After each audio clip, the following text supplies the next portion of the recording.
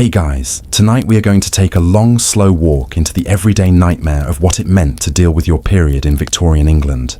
Imagine the air thick with coal smoke, the streets lined with horse dung and mud, and inside your home you're cinched into a corset so tight your ribs ache. And here you are, quietly trying to survive one of the most uncomfortable and taboo parts of being alive. Forget scented candles and heating pads. This world offers you stiff fabric, judgmental glances, and doctors who claim your uterus might wander around your body like a lost puppy. You probably won't survive this, but at least we'll have some company in the misery. So, before you get comfortable, take a moment to like the video and subscribe, but only if you genuinely enjoy what I do here. And while you're at it, post your location and the local time in the comments. I always love knowing where in the world you're listening from. Now dim the lights, maybe turn on a fan for that soft background hum, and let's ease into tonight's journey together. You tug at the laces of your corset and realize that the dull, cramped building in your abdomen is about to compete with the constant squeeze of whalebone stays pressing into your waist. It's not a gentle hug, it's more like being clamped in a wooden vice for fashion's sake. You shift your shoulders, you breathe shallowly, and you can already feel the clammy sweat starting because blood plus tight lacing equals a very special cocktail of discomfort. Imagine trying to hide your wince at a dinner table while cutting into overcooked beef. Because God forbid anyone should guess your body is doing something natural. Corsets are tricky. They don't just squeeze, they change the way you stand, walk, and breathe. Women wore them almost daily, starting in girlhood. The logic was that a properly trained waist was elegant, but no one stopped to think what this meant when your belly muscles clenched with menstrual cramps. You can't double over, can't curl up on your side, can't even hunch forward, because the corset's boning keeps you rigid like a dressmaker's mannequin. It's as if your body wants to fold into pain, but your outfit demands you stand tall like a decorative vase. There's a mainstream fact worth pausing on here. Victorian corsets weren't always the organ-crushing torture devices cartoons make them out to be, but they were restrictive enough to limit lung expansion and movement.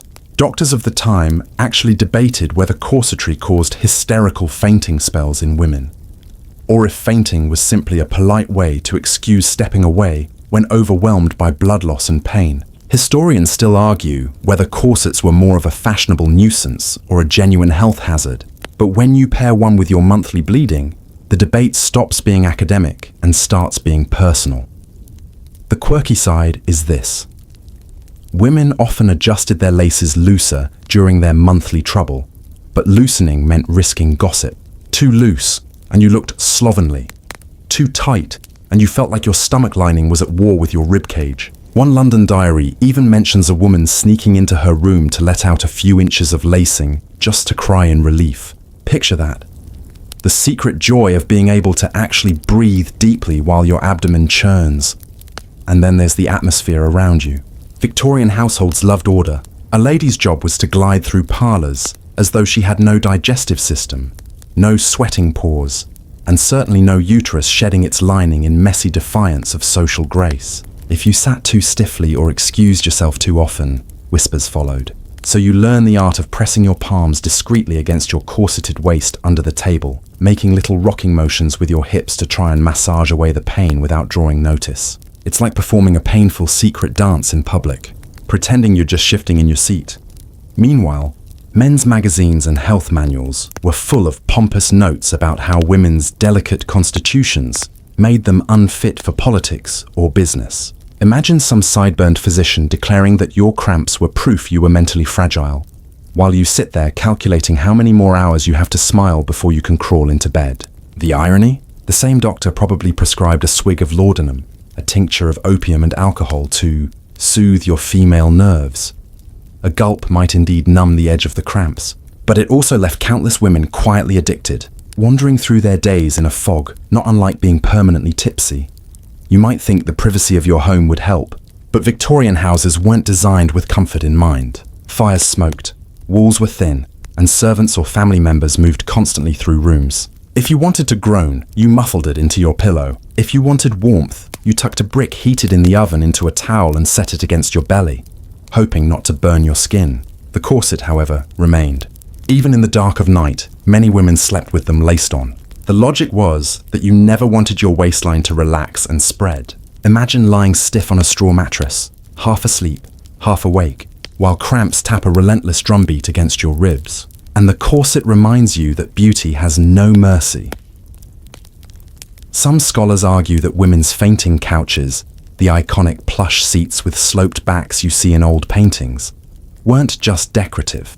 They may have been subtle nods to this problem. A fainting couch gave you a way to lie down without actually lying down, to recline gracefully, while pretending your sudden need for rest was fashionable, not biological. Imagine easing yourself onto one, clutching a handkerchief, your lips pale, and the guests nodding sympathetically as though you've been swept by an attack of refined sensibility, when really, you just need 5 blessed minutes without the corset pinning your stomach like a clamp. Every shift of fabric feels monumental. The corset rubs against your tender abdomen, and the layers of skirts add heat. Wool petticoats, crinolines, bustles, each a barrier to cool air, each a weight pulling down on your hips. Now add menstrual flow, heavy and unpredictable. You're sweating, straining, and trying not to leave a visible mark on that mountain of fabric. No elastic, no breathable cotton, just stiff, scratchy textiles, and the constant reminder that society has designed everything about your clothing to deny the existence of the very thing happening inside your body. It's a cruel kind of irony. The corset was supposed to shape you into the ideal Victorian woman, graceful and composed, but when your period came, it shaped you into a prisoner in your own skin, your own bones, your own bleeding body. And yet, you smile. You host the tea. You nod through conversations. You pretend the crimson war zone beneath your skirts doesn't exist. Because in Victorian England, the worst sin wasn't the pain. The worst sin was letting anyone else know it was there. You push your way through another day, corset still clamped like a stubborn cage, and discover that the real agony isn't just the pain, it's the silence. In Victorian England, your body's cycle was a kind of secret crime, one you were expected to conceal at all costs. Blood was messy, but shame was heavier. You lived in a world where men wrote entire encyclopedias about railways, steam engines, and empire, but the subject of menstruation was kept out of sight like contraband. You were taught, often from girlhood, that this was a private burden, not to be spoken of in polite company, not even to your closest friends, unless in whispers. It's astonishing how well trained you become in the art of disguise. You wake with a dull ache and know what day it is, but your voice is cheerful, your posture composed. You prepare for visitors, arrange flowers in vases, supervise the kitchen, all the while pretending your womb isn't staging a quiet revolution. If a man in the room mentions illness or fatigue, you nod sympathetically, never daring to admit that you too are unwell. Victorian etiquette books suggested women should cultivate a calm appearance, even in physical distress, because composure was considered moral. Imagine that, morality tied to how convincingly you can smile through pain. You learn the rules quickly. No outward signs. If your dress bore the smallest stain, it wasn't just laundry that suffered. A blot of blood could tarnish your character. In an age obsessed with purity and chastity, a menstrual accident carried the sting of scandal. Think about it. People gossiped when a bonnet ribbon was crooked or a glove had a frayed seam. What would they do with a red mark spreading across your skirts? The fear of humiliation was constant. Even in your own parlor, you moved carefully, arranging cushions before you sat, choosing darker fabrics when you could, and always aware of the threat beneath your layers. There's something chilling about the silence that surrounded you. Consider this. Historians still argue whether the silence was a deliberate suppression by men in authority, or whether it grew more subtly out of Victorian ideals of modesty and self-control. Some believe women themselves enforced the taboo, shaming each other into secrecy, because that was how dignity was defined. Others argue it was the medical establishment, dominated by male doctors, that discouraged open talk, framing menstruation as a disorder rather than a natural process. Whatever the cause, the result was the same: a generation of women who suffered quietly, feeling that their bodies betrayed them every month. And here comes the odd little detail that makes you shake your head. Some women wore special charms or carried small sachets of herbs, not to heal cramps or stop bleeding, but to protect them from being discovered. One record describes a lavender pouch tucked into the bodice, not for fragrance alone, but because lavender was thought to mask any scent of blood. Imagine the double life, presenting yourself as graceful and perfumed, while really you're desperately hoping your pouch of herbs will save you from social ruin. The silence extended into education as well. Girls were rarely told what menstruation meant until it happened to them, often with shock and fear. Imagine a girl of 13, unprepared, suddenly bleeding and thinking she might be dying, rushing to her mother, who sternly whispers that it's natural but not to be spoken of. The secrecy ensured the shame passed seamlessly from one generation to the next. Wrapped in folded linens and locked drawers, diaries from the era reveal the loneliness. Entries filled with words like the curse or my suffering, rather than direct descriptions. Some even resorted to coded symbols, as if their own journals might betray them if too explicit. The men around you weren't completely oblivious, but the subject was cloaked in euphemisms. Medical texts called it catamenia or menses, and popular culture reduced it to the time of monthly sickness. The word period, in its modern sense, barely existed in Victorian vocabulary. Euphemisms acted as linguistic corsets, keeping the truth bound tightly in layers of polite phrases. But unlike your waist, words can't be loosened for relief. You lived hemmed in by language itself, a prisoner of unspoken truths. In public life, silence became strategy. If you were invited to a dance or a picnic during your time of bleeding, you weighed the risks. Could you endure hours in layered skirts without privacy? Would anyone notice your pale face or your stiffness? Declining too many invitations raised eyebrows. Attending carried its own dangers. It was a cruel calculation, and either choice brought its own kind of isolation. Meanwhile, men debated women's health in medical journals with cool detachment. One well-known doctor suggested that menstrual bleeding was evidence of women's inherent fragility, declaring that no woman should be pushed into rigorous study or serious professions during her fertile years. To him, silence was proof. Women didn't complain, therefore they were unsuited to public life. The logic was absurd, but persuasive to Victorian audiences who preferred women's bodies to remain invisible, their struggles politely erased. You see the cost of this silence in the smallest moments. You fold linens in the laundry room, scrubbing stains with lye soap, hands raw and red, praying no servant notices. You smile at the dinner table, a sharp ache stabbing at your insides, eyes glittering not with delight, but with held-back tears. You excuse yourself early, murmuring something about a headache, because to tell the truth would be indecent. Even your diary becomes a place of restraint, your words circling what you cannot say outright. Silence becomes muscle memory, woven into every breath you take, and yet, beneath that silence, there was solidarity. Women found ways to whisper when they could, in kitchens, in sewing rooms, in quiet corners of gardens. One would lean in and mutter, "It is my time," and the other would nod with knowing eyes, offering an extra cloth or a bit of sympathy. It wasn't much, but it was survival. You realized that even in the strictest silence, women carried each other with subtle acts of kindness, invisible to the wider world. The cruelty of silence wasn't only that no one spoke. It was that silence forced you to believe you were alone.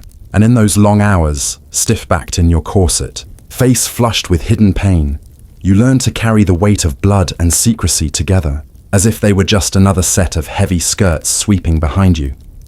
You wake before the rest of the house, the coal fire in the kitchen still smouldering, the fog outside heavy with soot and dampness. Your stomach twists with the familiar pull, and you know the bleeding has begun again. You move quietly, slipping into a corner of the bedroom where the light is dim, and you reach into a drawer for what passes as your monthly protection. Scraps of cloth, cut from worn-out sheets or petticoats, folded into thick pads that must somehow bear the weight of hours of bleeding. No shops line the streets with neatly packaged products, no discreet wrappers, no conveniences. Just rags, rough and absorbent, that you will wash and dry and hide again and again, until the cloth itself frays and falls apart. You tie the cloth to your undergarments with ribbon, awkward knots that dig into your skin as you walk. There is no elastic, no stretch, nothing designed for comfort. Just heavy drawers and layers of linen meant to conceal what must never be seen. You think about how the cloth will soon grow damp and heavy, and you shudder at the thought of changing it later, when the house is awake and privacy is scarce. Victorian homes, grand or humble, offered few spaces where a woman could tend to herself without interruption. You must time your movements, carrying your stained cloth secretly to the laundry, or tucking it away until you can wash it under cover of darkness. Imagine the smell of lye soap, sharp and biting, burning your hands raw as you scrub the fabric in cold water. You press the cloth against the washboard, hoping no one enters the room, hoping no one asks questions about why you scrub so fiercely. The irony is cruel. The household relies on your hands to wash linens and clothes for everyone else. Yet your own most intimate necessity is the one thing you must erase without witness. The blood must vanish, as though it never existed. There's a common belief passed around. Women of the working classes used whatever they could find when cloth was scarce. Old aprons, strips torn from worn dresses, even bundles of moss or wool if desperation struck.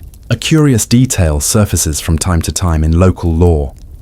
Some women tucked cuttings of rabbit fur into their drawers, soft and absorbent, though hardly sanitary. Picture it. Small tufts of fur pressed between layers of coarse fabric, a secret lining meant to soften the rawness. Quirky, yes, but also desperate. A reminder that necessity forced invention when society refused to provide. The mainstream truth of the era is this.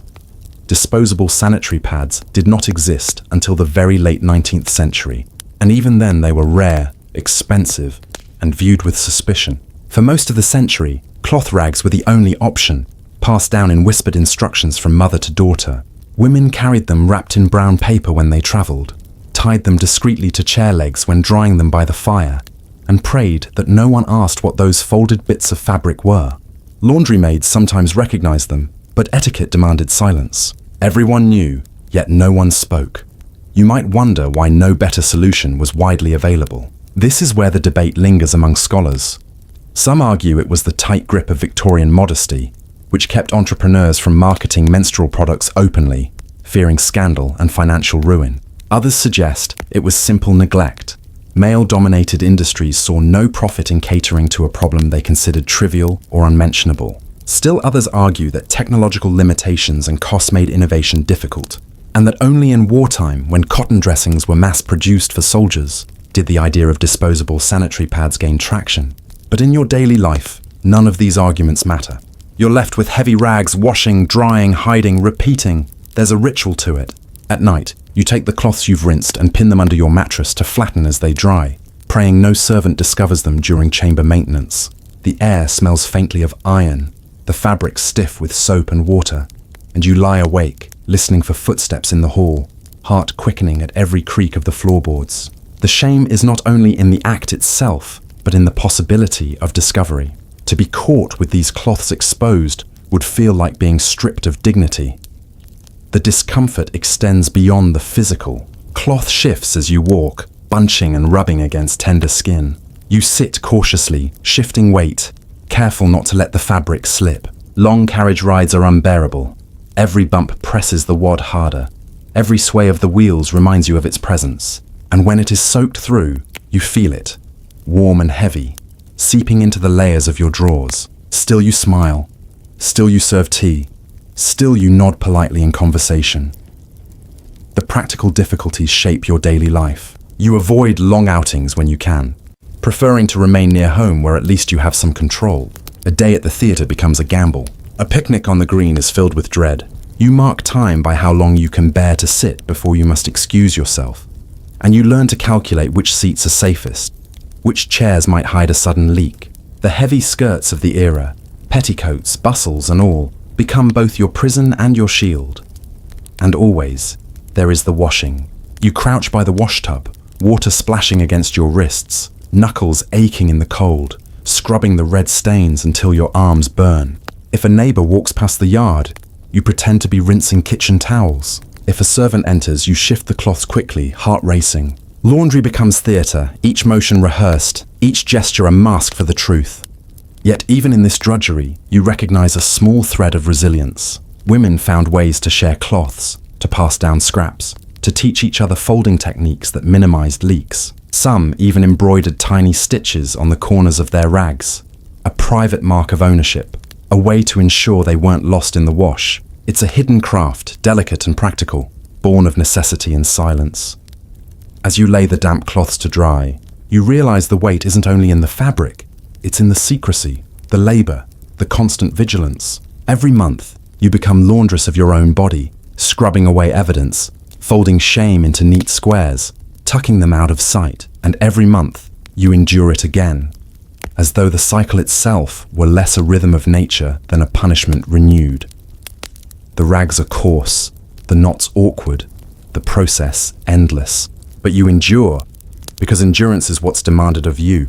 And in the dim light of the washroom, with your hands raw and your body aching, you tell yourself what countless Victorian women told themselves in silence, that this, too, will pass, only to return again and again and again. You step outside into the bright morning air, skirts brushing against the dusty street, and with every movement, you feel that heavy reminder of your body tucked awkwardly between your legs. There is no comfort, no elastic, no security, just cloth against cloth and your constant vigilance. The real danger, though, is not the bleeding itself. The real danger is being found out. In Victorian England, the smallest stain could be your undoing. It wasn't just laundry. It was reputation, dignity, even your social future, all hanging on a patch of fabric no bigger than a coin. Picture yourself at a tea party, seated among lace curtains and polished china, your hands carefully poised on the cup. The room is filled with the sound of gentle chatter, the clink of teaspoons against saucers, the rustle of silk skirts. You smile politely, nodding along while your mind races. Did you shift too suddenly? Did that warm rush mean what you think it did? You glance down, trying not to seem nervous, the corset holding you rigid while your thoughts spiral. You imagine standing up to leave and discovering too late a mark blooming on your dress like a scarlet letter. Victorian society was merciless in this. A woman's purity wasn't just measured by her conduct. It was stitched into her clothing, displayed in every spotless petticoat, every immaculate gown. To bleed through was to fail at the great performance of modesty. There are stories whispered about young women who had accidents in public and found themselves mocked in private letters, their names traded in gossip as though their bodies had committed some scandalous crime. This is the sort of cruelty that thrives in polite society. Never spoken to your face, but recorded in diaries, repeated in drawing rooms, a shadow you never escape. The architecture of clothing made accidents almost inevitable. Long skirts swept through mud and dust, layers of linen weighed heavy, bloomers sagged with the extra burden of cloth rags. You sat carefully, you rose cautiously, and you prayed that the dark fabrics of your dress would be enough to conceal any mishap. But the truth was plain. Leaks happened. They always have, and always will. The difference in your age is that leaks were not merely uncomfortable, they were perilous. And here's where you find yourself wrestling with irony. For all the obsession with purity, Victorians loved vivid imagery in other aspects of life. Bloodied battles in newspapers, medical descriptions of disease, even public dissections in lecture halls. Yet your monthly blood was treated as unspeakable. It had to vanish, hidden away. That's why so many women favored black or deep brown skirts during their time of bleeding. A dark fabric could save you from disaster, though even then, you never quite trusted it. Imagine the sigh of relief when you checked a skirt at the end of a long day and found it unmarked, as though fortune itself had stepped in to shield you. There is a detail that might almost make you smile through the discomfort. Some women reportedly carried small sewing kits, not just for mending torn hems, but for stitching emergency patches inside their dresses should an accident occur. Think of it, the delicate little kit with needles, thread, and bits of cloth hidden in a reticule beside a handkerchief. Not for embroidery, not for fancy work, but for the battlefield of daily survival. A quick stitch, a clever patch, and you might escape notice long enough to return home. It's a kind of quiet genius, born of necessity and fear. But historians continue to debate how common these disasters truly were. Some argue that the heavy layers of Victorian dress, the multiple petticoats, the bustles, the padding, actually worked in women's favour, absorbing stains before they reached the outer garments. Others claim that the sheer volume of fabric made leaks far more difficult to contain, since once a stain spread, it had so many surfaces to betray itself upon. Still others point out that class made all the difference. Wealthy women with maids could change garments swiftly, hiding the evidence, while poorer women working long hours in factories had no such luxury. Whatever the truth, the fear of exposure united them all, pressing down like an invisible corset tighter than whalebone. Imagine a crowded church service, the sermon droning on, pews creaking as people shift in their seats. The air is close, heavy with incense and the scent of wool. You kneel, you stand, you sit again, and each movement feels like a gamble. If a stain appears, there is no discreet exit. Every eye would follow, every whisper trail behind you. You bow your head, clasp your hands and pray, not for salvation, not even for relief from pain, but simply for invisibility. That was the prayer of so many Victorian women, not to be seen, not to be caught. At the same time, the home was no safer. Family members were sharp-eyed, servants observant. A bloodstain left on a chair cushion could mean humiliation, even within your own walls. You might scrub furiously at upholstery with vinegar and water, muttering under your breath, terrified someone would walk in. The shame was not just public, it was intimate, infiltrating your own sense of self. You began to view your body as untrustworthy, an enemy waiting to betray you at any moment.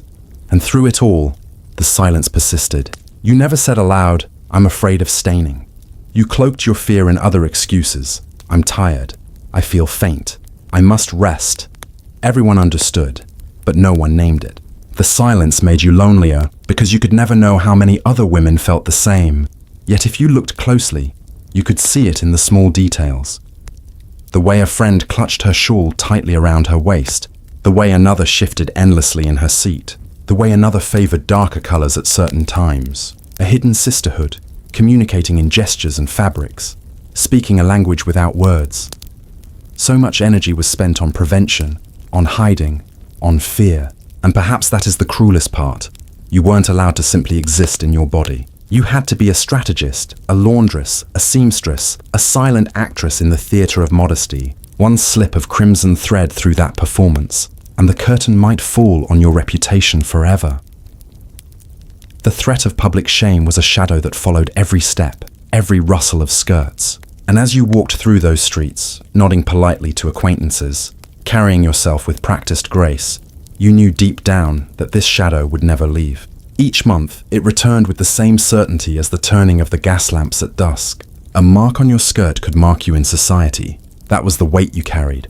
Cloth against your skin, silence in your throat, and fear stitched into every hem.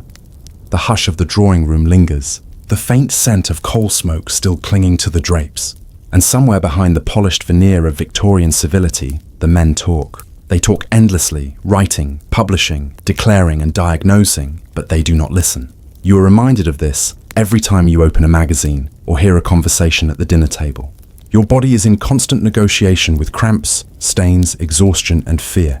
Yet the official voices of the time, those with the ink and the authority, belong almost entirely to men who have never known what it feels like to bleed. Doctors, journalists, philosophers, ministers, everyone seemed to have an opinion on women's cycles, and all of them delivered with the kind of confidence that makes you grind your teeth. Imagine sitting stiffly in your chair, corset tugging at your ribs, as a physician with thick sideburns insists that menstrual blood is toxic and must be expelled lest it poison the brain. He strokes his chin and notes that this explains women's irrationality.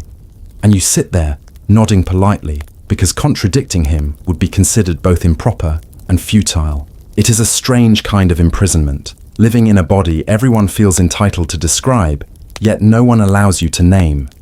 The mainstream medical establishment of the 19th century was almost entirely male, and their writings often reduced menstruation to pathology. It was not presented as a natural cycle, but as a monthly illness, something that made women weak and unfit for intellectual pursuits. One prominent physician even suggested that girls should not be educated beyond basic reading and writing, lest the strain on their brains disturb the balance of their reproductive systems. To him, the uterus and the mind were locked in opposition, and if the mind grew stronger, the uterus would grow feebler.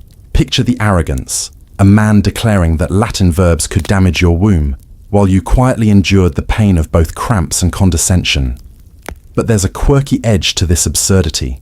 Some doctors actually proposed that women should avoid sewing during menstruation, not because it was strenuous, but because the cloth they touched might wither.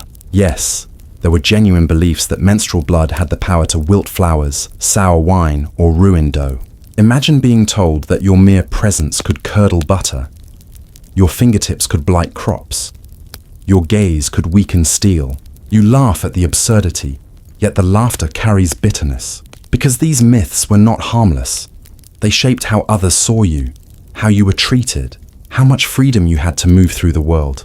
And yet historians are not unanimous on how pervasive these ideas truly were. Some argue that the most extreme medical claims were fringe notions, confined to a handful of eccentric doctors. Others believe they reflected widespread cultural anxieties, quietly influencing daily life, even if not universally spoken.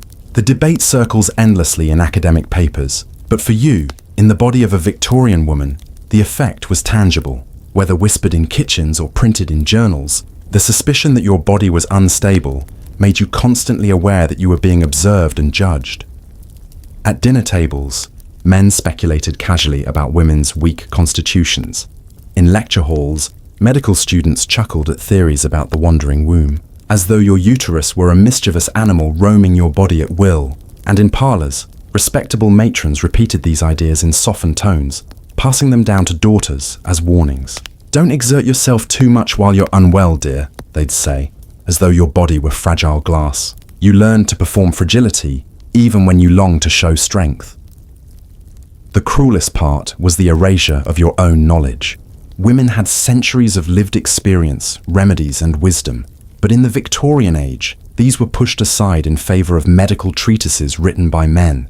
Midwives, once central figures in female health, were sidelined, their knowledge dismissed as superstition. Instead, you were told to trust the doctor who had never bled a day in his life. And when his treatments failed, when leeches, opiates, or bizarre dietary restrictions did nothing, you were blamed for being too delicate, too emotional, too resistant. You recall an afternoon when a family doctor entered the parlor, leather bag in hand, his watch chain glinting in the light. You sat there pale and trembling, corset biting into your ribs, while he declared you must not read novels during your cycle, lest your imagination run wild. He prescribed rest, a tonic of iron filings mixed with wine, and a stern admonition to avoid melancholy thoughts. You thanked him politely, knowing full well that none of it would ease the stabbing pain twisting in your belly. But to question him would be to risk being labelled hysterical, the catch-all diagnosis for any woman who resisted male authority. And what a diagnosis that was. Hysteria, a word rooted in the Greek for uterus, was tossed about freely. If you complained too much, if you cried, if you resisted, you were hysterical. Doctors debated whether hysteria was caused by menstruation, by suppressed desire, or by overactive nerves. Some even argued that a wandering womb, left unsatisfied, wreaked havoc on the mind. Imagine being told that your sanity hinged not on your thoughts, but on your uterus behaving itself. Scholars still debate whether Victorian hysteria was a genuine medical condition or a social construct designed to discipline women into compliance. Whatever the answer, the label was real enough to you, looming over your head like a threat. Yet in the quiet corners of life, women shared their own wisdom. A grandmother might whisper remedies, ginger tea, hot compresses, a brisk walk in fresh air. A friend might pass along a secret bottle of cordial spiked with alcohol.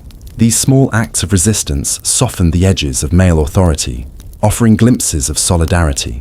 Still, you couldn't escape the larger truth. The loudest voices belonged to men, and their opinions carried the weight of law and science, even when they were laughably wrong, so you carried on. Your body subject to endless commentary, your pain translated into male theories, your sanity questioned by men who would never feel the blood that soaked your cloths. You bore the weight of their words alongside the weight of your own body, and as you sat through their lectures, their pronouncements, their smug advice, you learned to nod, to smile, to stay silent, while inside you nurtured the bitter knowledge that no man's opinion could ever fully capture the truth of your monthly suffering.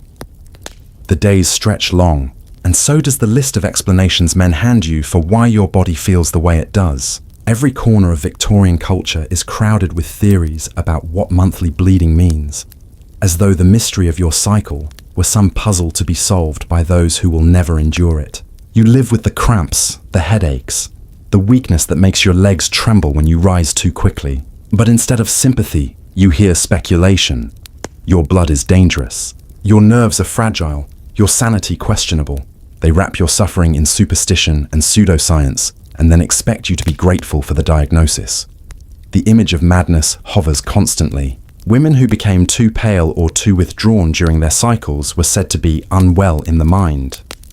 Physicians published pages insisting that menstruation was proof of a woman's instability, that no rational creature could endure such bleeding and remain mentally sound. And so, your ordinary pain was recast as lunacy, Picture the irony. The very men who declared you unstable were the same ones confidently prescribing treatments that bordered on cruel experiments. A mainstream truth lingers at the heart of it. Victorian medical literature was full of claims that menstruation could lead to hysteria, insanity, even violent outbursts. Asylums kept records of women admitted after what were politely termed female troubles. Case. Notes listed menstrual irregularities alongside words like derangement and mania, as if the flow of blood were a gateway to madness. Doctors debated endlessly whether the mind or the womb held authority, but either way, women bore the stigma. Every tear, every sigh, every flash of anger could be traced back, in their eyes, to that monthly rhythm. Yet amid this, there were stranger theories still. One that clings stubbornly to the margins of history is the idea of the wandering womb, a belief carried forward from ancient medicine, still repeated in hushed tones in the 19th century. The womb, some said, was restless, shifting inside the body, pressing against organs, climbing toward the chest, even choking the throat. If you felt faint, they said the womb was rising. If you felt suffocated, the womb had wandered too near your lungs. And if your thoughts felt scattered, it was the womb interfering with your brain. Imagine being told that your uterus was a mischievous creature roaming your body, wreaking havoc at will, and that the only cure was marriage, pregnancy, and submission to your natural duty. You almost laugh, except the laughter would quickly curdle into despair. Historians still wrestle with how seriously these myths were believed. Some argue that by the late Victorian period, educated physicians no longer accepted such archaic ideas, relegating them to the realm of folklore and lay gossip. Others insist that echoes of these beliefs colored medical practice far longer than scholars like to admit, influencing diagnoses and treatments in subtle ways. And when you live in the body being theorized about, the distinction hardly matters. Whether earnest or archaic, the effect was the same. You were told that your mind was not your own, your body unreliable, your existence always on the verge of slipping into madness.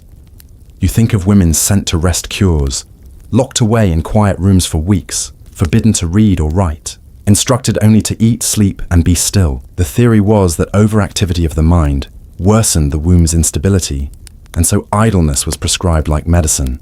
Imagine lying in bed, curtains drawn, meals carried in on trays, silence enforced. To outside eyes, it looked like care. To you, it felt like imprisonment.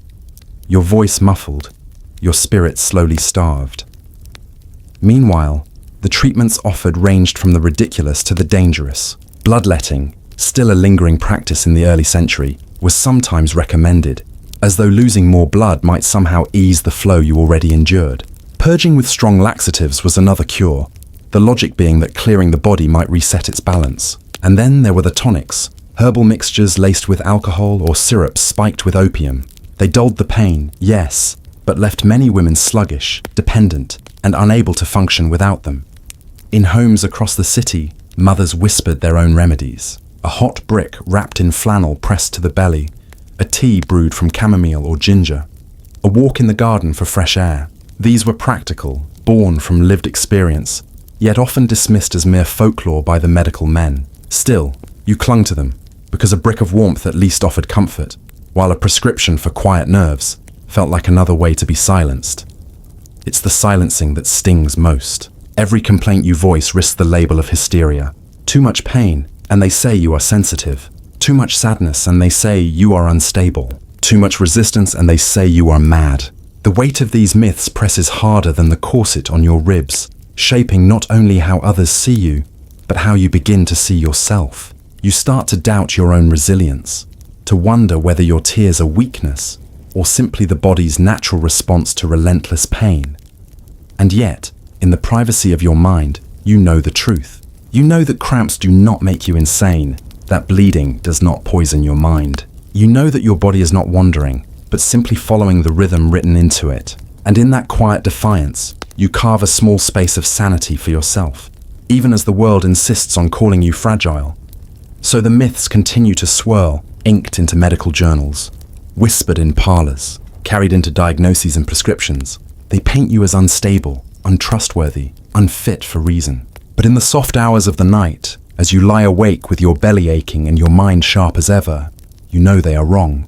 And perhaps that knowledge, fragile as it feels, is the one remedy the age cannot take from you. The dawn is grey, the chimneys coughing soot into the sky, and you wake with that familiar dull ache twisting low in your belly. Another day stretches ahead, and the remedies offered to you are as strange as they are unsatisfying. You shuffle across creaking floorboards, holding your stomach, and reach for the little bottles and jars tucked discreetly away in cupboards. This is the Victorian medicine chest.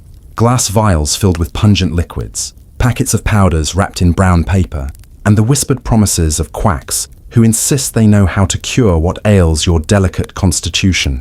You pinch your nose as you swallow a spoonful of tonic that tastes like iron and bitter herbs. It slides down your throat with a burn, followed by the faintest relief.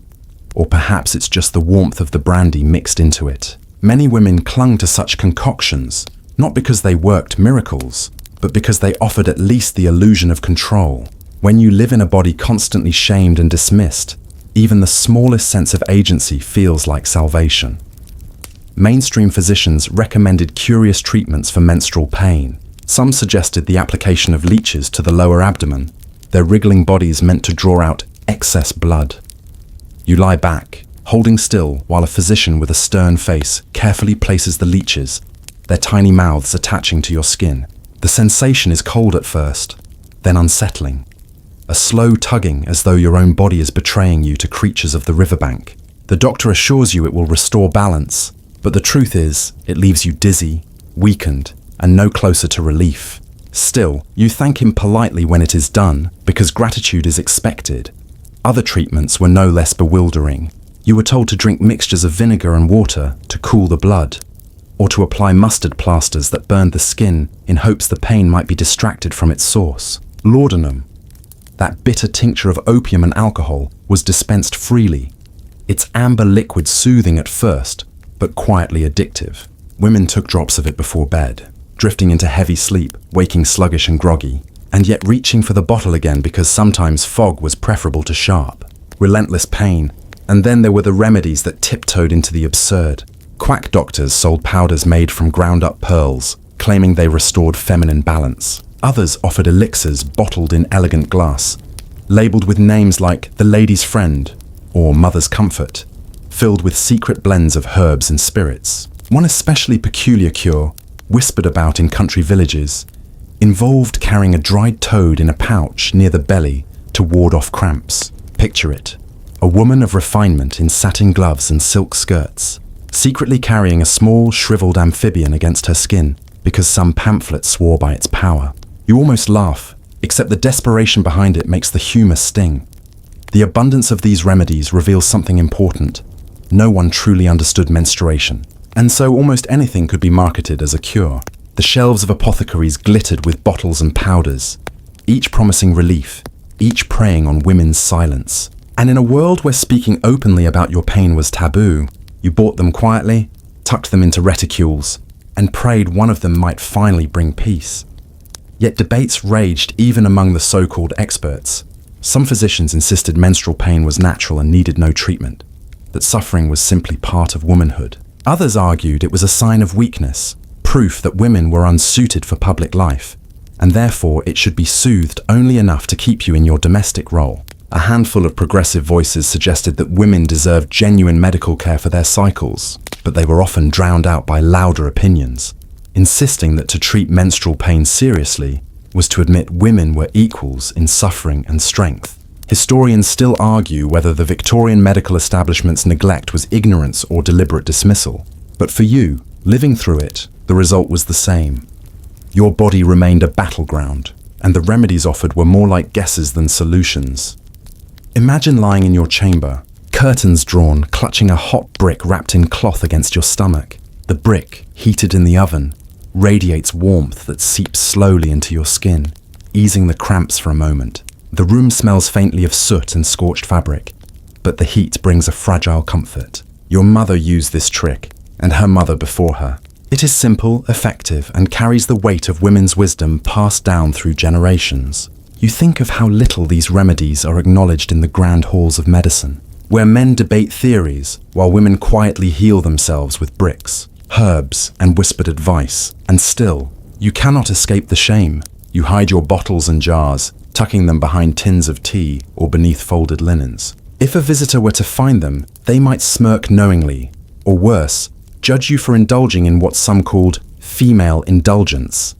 The act of seeking relief itself could be seen as weakness, and so you learned to consume your tonics in secret, to down your laudanum drops when no one was looking, to fold your cloths away swiftly before servants entered. But here's the cruel twist. Even as remedies failed you, society still demanded composure. You were expected to glide through drawing rooms, to host dinners, to smile serenely, all while leeches left red marks on your skin and opiates clouded your mind. You became an actress, performing health while your body battled within, and the audience applauded your grace, never suspecting the war beneath your corset and skirts. So the day goes on. You sip the bitter tonic.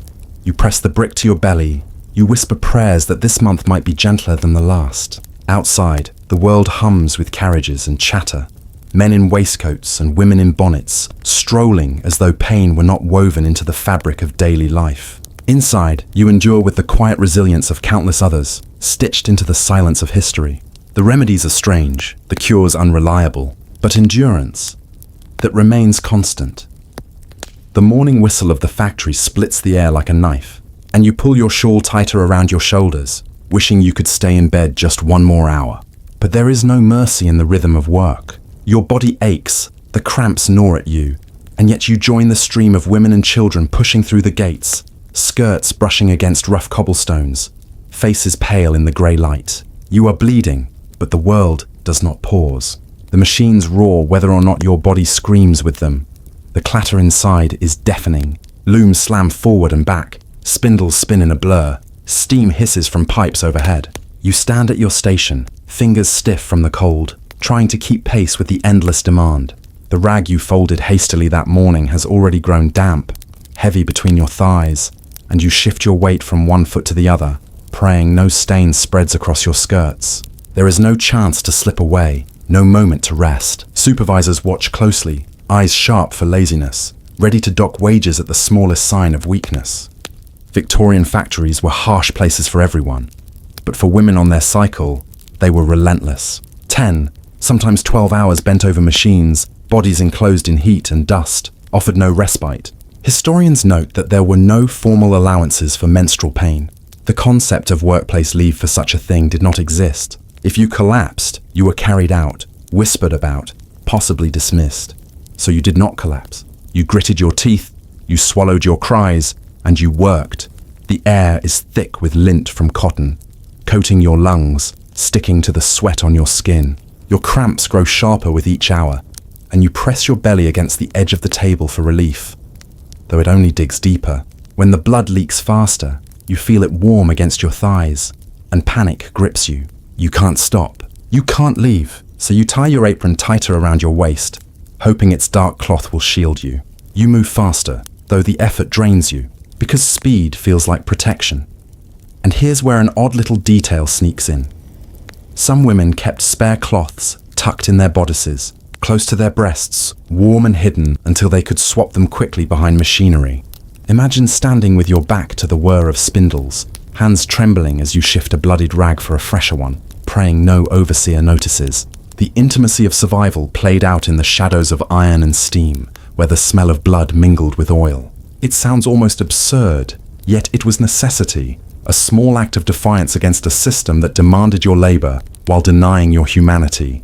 Debates still echo about the cost of such work on women's health. Some scholars argue that constant physical strain, poor sanitation, and long hours worsened menstrual disorders, perhaps contributing to the rise in reported cases of female weakness in industrial centers. Others suggest that the body simply adapted, that women learned to endure out of sheer necessity. The truth is hard to pin down. The records rarely mention menstrual suffering outright because no one wanted to write it down. But if you listen between the lines, if you read the pauses in testimony from factory girls, the euphemisms about ill turns or sinking spells, you hear it clearly. The silence itself is evidence. Lunch breaks offer little comfort. You sit on a crate in a drafty corner, unwrapping bread and cheese with hands still trembling. The rag beneath you feels sodden, and you shift carefully, terrified of leaving a mark on the wood. Around you, other women eat in weary silence. Some pale, some coughing from the dust, some staring into space with the same pain clouding their eyes. No one names it, but you all know. It binds you in unspoken fellowship, the kind forged in hardship and necessity. The bell rings, and the roar begins again. Afternoon stretches long, the cramps twisting, the cloth chafing, the fear of exposure constant. Machines demand speed, yet your body demands rest. You can give only to one, and the choice is never yours. By the time the whistle blows at dusk, you are spent, your body ached out, your skirt heavy, your hands trembling.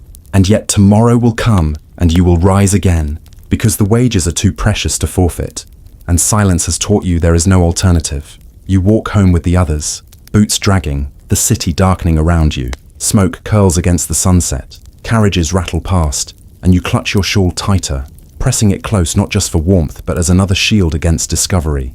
The blood does not care for schedules, but society does. The machines will wait for no woman's pain, and so you endure, step after step, your body and the world out of rhythm, and the only song left is the one of survival. The morning bell rings at the small brick schoolhouse, and children in pinafores and caps scurry across the yard, clutching slates and copybooks. You trail behind, your face pale, your stomach tightening with cramps that make every step a labor. You are not a factory worker, not yet, but the schoolroom offers no gentler treatment. The desks are hard, the hours long, and the expectation is always the same. Obedience, attention, composure. Nowhere in this order is there room for the mystery of your changing body. Imagine sitting on a narrow wooden bench, shoulders pressed to the girl beside you. Your books spread neatly on the desk. The master's cane raps sharply against the floor as he drills the class on arithmetic. You try to focus, but the dull ache in your belly distracts you, a constant reminder that something is happening within you that no one has explained. If you are lucky, your mother whispered some preparation, a hushed talk late at night about the curse, or your time. But many girls entered this moment unready, blood spreading suddenly on a petticoat, terror rising in the throat. Some thought they were dying. And in the crowded silence of the schoolroom, you learn to sit straighter, hold stiller, and let fear settle in your bones. Victorian schools did little to accommodate menstruation. There were no allowances for rest, no private facilities to change cloths, no understanding teachers offering sympathy. Attendance was compulsory in many regions after the Education Act of 1870, and absence was frowned upon, even punished. So you sat there, hour after hour, body aching, while lessons droned on. Your hand copied rows of letters, ink smudging as your mind drifted. You dared not complain. To admit weakness would invite ridicule from classmates and suspicion from instructors. The classroom was meant to shape you into a disciplined citizen, and discipline meant silence. And yet girls found ways to cope. Some tucked spare rags into satchels, wrapped tightly in handkerchiefs. During recess, they might slip behind the schoolyard wall or into the privy to make a quick exchange, hands trembling, praying no one noticed. Quirky as it sounds, some girls even scribbled secret marks in the margins of their copybooks, tiny flowers or stars, to track their cycles, since no one had taught them calendars or charts. These little doodles, hidden between sums and spelling lists, were acts of quiet rebellion, a way of claiming knowledge denied to them. Imagine flipping through your exercise book and finding your own code staring back. Proof that you are not mad, not alone, but simply part of a rhythm unacknowledged by the world around you. Scholars continue to debate how much schools truly contributed to the shame surrounding menstruation. Some argue that the rigid discipline of classrooms intensified the silence, training girls to ignore their bodies in favor of their studies. Others suggest that schools at least provided community, a space where girls might whisper to one another, share rags or advice, and begin forming bonds of solidarity. The truth likely lies somewhere between. Schools were both prisons of silence and fragile incubators of sisterhood, depending on who taught, who whispered, and who listened. The sound of the master's voice booms again, pulling you back to the present. He asks a question about geography, and your mind blanks. You stand slowly, cheeks flushing, feeling the wet warmth seeping against your thighs. You murmur an answer, stumble over a word, and the boys at the back snicker. Was it your mistake they mocked? Or did they sense something else? You sit quickly, clutching your shawl tighter around your waist, praying that no mark betrays you when class ends. At lunchtime, you huddle with a friend in the corner of the yard. She whispers that she understands. Her time came last year, and she presses a folded cloth into your hand, the edges already frayed.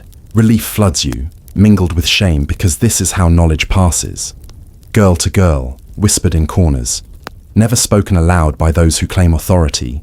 And you realize that the classroom teaches you two lessons at once, the formal lessons of history and sums, and the hidden lessons of survival, learned in whispers and stolen moments. The bell rings again, and you shuffle back inside. The afternoon drags, cramps gnawing, cloth shifting, ink blurring under your tired hand. By the time the final dismissal comes, you are spent, yet you walk home with your head high, skirts swaying, as though the day has not drained you completely, because that too is part of the lesson, to conceal, to endure, to carry on. And so, schoolgirl struggles fold neatly into the larger silence of Victorian life. Your body learns its rhythms in secret, your mind learns to hide its fear, and your spirit learns that strength is not loud but quiet, carried in the small act of enduring another day on a hard wooden bench while the world pretends not to see. The chandeliers glitter above your head, their crystal drops catching candlelight, and the polished parquet floor gleams beneath layers of silk and velvet. You stand stiffly in the drawing room of a grand townhouse, skirts sweeping outward in satin arcs, corset tugging at your waist until your breath comes shallow. Tonight there is a dinner, or perhaps a ball, and as a lady of rank you cannot simply decline. Invitations arrive on silver trays, expectations follow like shadows, and society never asks whether your body is bleeding or your cramps are twisting you into knots. To be aristocratic in Victorian England meant that performance was constant, and performance never paused for pain. You smile at the gentlemen in tails, nod at the ladies in lace gloves, and shift your weight carefully from one foot to another. Beneath your gowns, the folded cloth rags feel bulky and damp. You have already checked yourself in a gilt-framed mirror, tugging discreetly at the folds of your skirts to ensure no mark shows. Still, the fear lingers. For in this room, reputation is currency, and even the smallest slip, a laugh too loud, a word too bold, a stain too visible, can tarnish a lady's standing. You are meant to glide across the floor as though you are an emblem of grace, untouched by the crude mechanics of nature. Servants hover with trays of champagne, the bubbles catching light as they rise. You take a glass, sip delicately, and feel the liquid fizz down your throat. It offers a brief distraction but not relief. The pain stabs again, sharp and insistent, and you steady yourself by pressing gloved fingers against the table's edge. No one must see, no one must guess. Because if the working girl at the loom feared dismissal, the aristocratic woman feared disgrace. In truth, even queens and duchesses endured their cycles. There are accounts of Queen Victoria herself, pragmatic as ever, noting the inconvenience in her private journals. Yet she continued her duties, attending audiences and receptions, projecting composure. Her words remind you that wealth and status offered no exemption, only finer fabrics to stain and more eyes to notice if you faltered. The cycle threaded itself through every rank of society, binding milkmaids and monarchs alike in a common rhythm of secrecy and endurance. And here comes one of those odd details that makes you pause. Aristocratic women sometimes travelled with personal maids whose duties included managing their mistresses' cloths. Imagine the whispered instructions, bring fresh linens quietly, and the careful disposal of soiled rags, wrapped and hidden as though they were dangerous contraband. The intimacy of such work, the unspoken trust required, remains largely invisible in history, but you can almost picture it. A maid slipping into a chamber with a discreet bundle, a lady pretending nothing unusual has occurred. The machinery of reputation demanded not only jewels and gowns, but also silent hands to shield the evidence of blood. Debates stir among historians about how much privilege softened this experience. Some argue that aristocratic women, shielded by servants, better laundry facilities, and multiple changes of clothing, suffered less. Others counter that the very visibility of their lives, endless dinners, balls, and public appearances, made the pressure greater, the risks of exposure more dire. Perhaps both are true. Privilege gave you tools, but it also magnified the stage on which you performed. The curtain never fell, the audience never left, and your body's rhythm was always at odds with society's schedule. You take your place at the dining table, silverware gleaming, candles flickering in the polished glass. The dishes arrive in procession: turtle soup, roasted pheasant, puddings gleaming with suet. You taste little. Each course stretches time further, each polite conversation another mask to hold in place. You feel the cramps tightening like a screw, and you shift, careful not to disturb the layers of fabric between you and the carved mahogany chair. Around you, laughter rings out. The clinking of glasses punctuates the air, and you force your lips into a smile. Later, the dancing begins. A gentleman offers his hand, and you cannot refuse. You rise, corset squeezing, cloth shifting, and step onto the floor. The music swells, a waltz unfurling in graceful turns, and you move as though nothing troubles you. But inside, every spin feels like a gamble, every glide a risk of betrayal. The chandeliers shimmer, the crowd watches, and you whirl with practiced poise while silently praying for the music to end. When at last the evening draws to a close, you retreat to your chamber, face aching from false smiles. You peel off the gowns, layer by layer, until the damp cloth falls into your hand. Relief mingles with dread. You have survived another night without exposure, another performance unmarred. Yet you know it will come again. Another dinner, another ball, another performance demanded at the precise moment your body demands rest. This is the paradox of aristocratic life. You possess wealth, status, jewels, and gowns, but none of them free you from the cycle. The burden is the same: silence, concealment, endurance. Only the setting changes.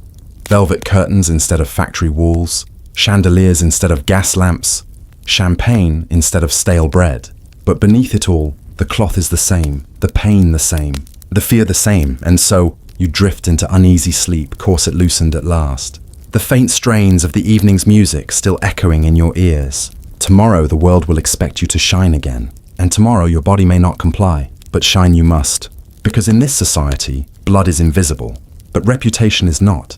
The train platform shudders beneath your feet as a whistle screams, and steam curls thick and white into the morning air. You clutch your reticule, skirts brushing soot from the ground, and step toward the carriage. Today you travel, not far perhaps, just a town or two away. But the journey stretches long before you. You feel the ache in your abdomen, the damp cloth pressed against your skin, and already dread coils inside you. Because in Victorian England, travel while bleeding is less adventure than ordeal. You step into the railway compartment, the velvet seats stiff beneath you, the smell of coal mingling with perfume and dust. Others settle around you: a gentleman with a newspaper, a mother with two fidgeting children, another lady in a bonnet arranging her skirts with careful precision. The doors slam, the wheels groan, and the train lurches forward. You shift uncomfortably, feeling the rag bunch as the motion of the carriage jostles you. There is no privacy here, no retreat, only hours of vigilance. Public conveyances offered little comfort. Railway journeys in the 19th century could stretch for hours, and the facilities, if any, were rudimentary. Compartments were closed, often shared with strangers, with no corridor to slip away to. If the blood flowed heavily, if a stain spread, you sat trapped, praying the velvet beneath you would not betray you when you rose. The fear thrummed with each turn of the wheels. Carriages on rough country roads offered no relief either. Imagine jolting along rutted tracks, the wooden wheels rattling, each bump sending pain through your belly. You grip the seat with gloved hands, pretending to admire the hedgerows while your body revolts. Changing cloths on such a journey is unthinkable. You simply endure, praying the destination comes before disaster. For the wealthy, even cushioned coaches could not erase the discomfort. For the poor, crammed into carts or trudging long miles on foot, the challenge was starker still. There is an odd little survival trick some women whispered about, carrying sprigs of rosemary or mint in their handkerchiefs to mask any possible scent. In crowded compartments, the fear of discovery was not only visual but olfactory. You can picture it: a lady dabbing her nose with a lace-edged handkerchief, the scent of mint strong enough to disguise her anxiety. To the unknowing eye, she appears merely genteel, freshening herself during travel. To her, it is armor, a fragile shield against humiliation. Historians disagree over how much Victorian travel truly amplified women's difficulties. Some argue that the advent of the railway, with its speed and relative comfort, eased burdens compared to earlier centuries of travel by horse and cart. Others counter that the closed nature of compartments, the lack of facilities, and the social scrutiny made journeys uniquely dreadful for menstruating women. The debate turns on perspective. Progress in technology did not always mean progress in comfort for women's bodies. In some ways, the rails only carried your struggles farther from home. You stare out the window, watching smoke smear the sky, fields flashing past in blurred stripes of green and brown. Your reflection in the glass looks pale, lips pressed tight, eyes shadowed with pain. You long for the privacy of your chamber, where at least you can shift and tend to yourself. Instead, you sit rigid, smile polite if addressed, hands clasped in your lap as though all is well. Around you, the train clatters, the children chatter, the man rustles his paper. No one knows, no one must know. Hours later, when at last you reach the station, you rise carefully, heart hammering. You smooth your skirts with gloved hands, praying no stain shows, and step down onto the platform. Relief floods you when you see the seat behind is clean. Or perhaps the dark velvet has hidden your secret. Either way, you walk forward with head held high, the performance intact. The truth of travel in your condition is this: it was never just about getting from one place to another. It was about carrying the weight of secrecy across miles, about balancing poise and pain in public view, about mastering stillness when your body longed for rest. Each journey was a trial, each mile a test of endurance, each arrival a small victory. And so you continue, stepping into coaches, trains, and omnibuses, corset stiff, cloth damp, smile unbroken. To the world, you are simply a traveler. To yourself, you are a warrior of silence, carrying the unseen burden mile after weary mile. The bells of Sunday morning toll across the city, their notes rolling out over rooftops and chimneys, calling you toward the church. Families file down narrow streets in their best clothes, shoes polished, children scrubbed until their cheeks shine pink. You join the flow, bonnet tied neatly beneath your chin, gloves buttoned, prayer book clasped in hand. Inside your body, though, you are waging a private battle. The cramps tug and twist, the cloth beneath your skirts grows damp, and yet you step forward with measured grace, because worship is compulsory, and absence would invite questions. The church doors open, and incense mingles with the must of old stone. Candles flicker against stained glass windows, casting jewel-colored light across rows of wooden pews. You slide into place beside your family, skirts arranged carefully, corset laced stiffly, head bowed in reverence. All the while, your thoughts are not on the sermon, but on the steady rhythm of your body, the fear of betraying yourself in this holiest of spaces. For here, menstruation is not merely inconvenient, it is tinged with sin. Victorian society held fast to religious notions of purity.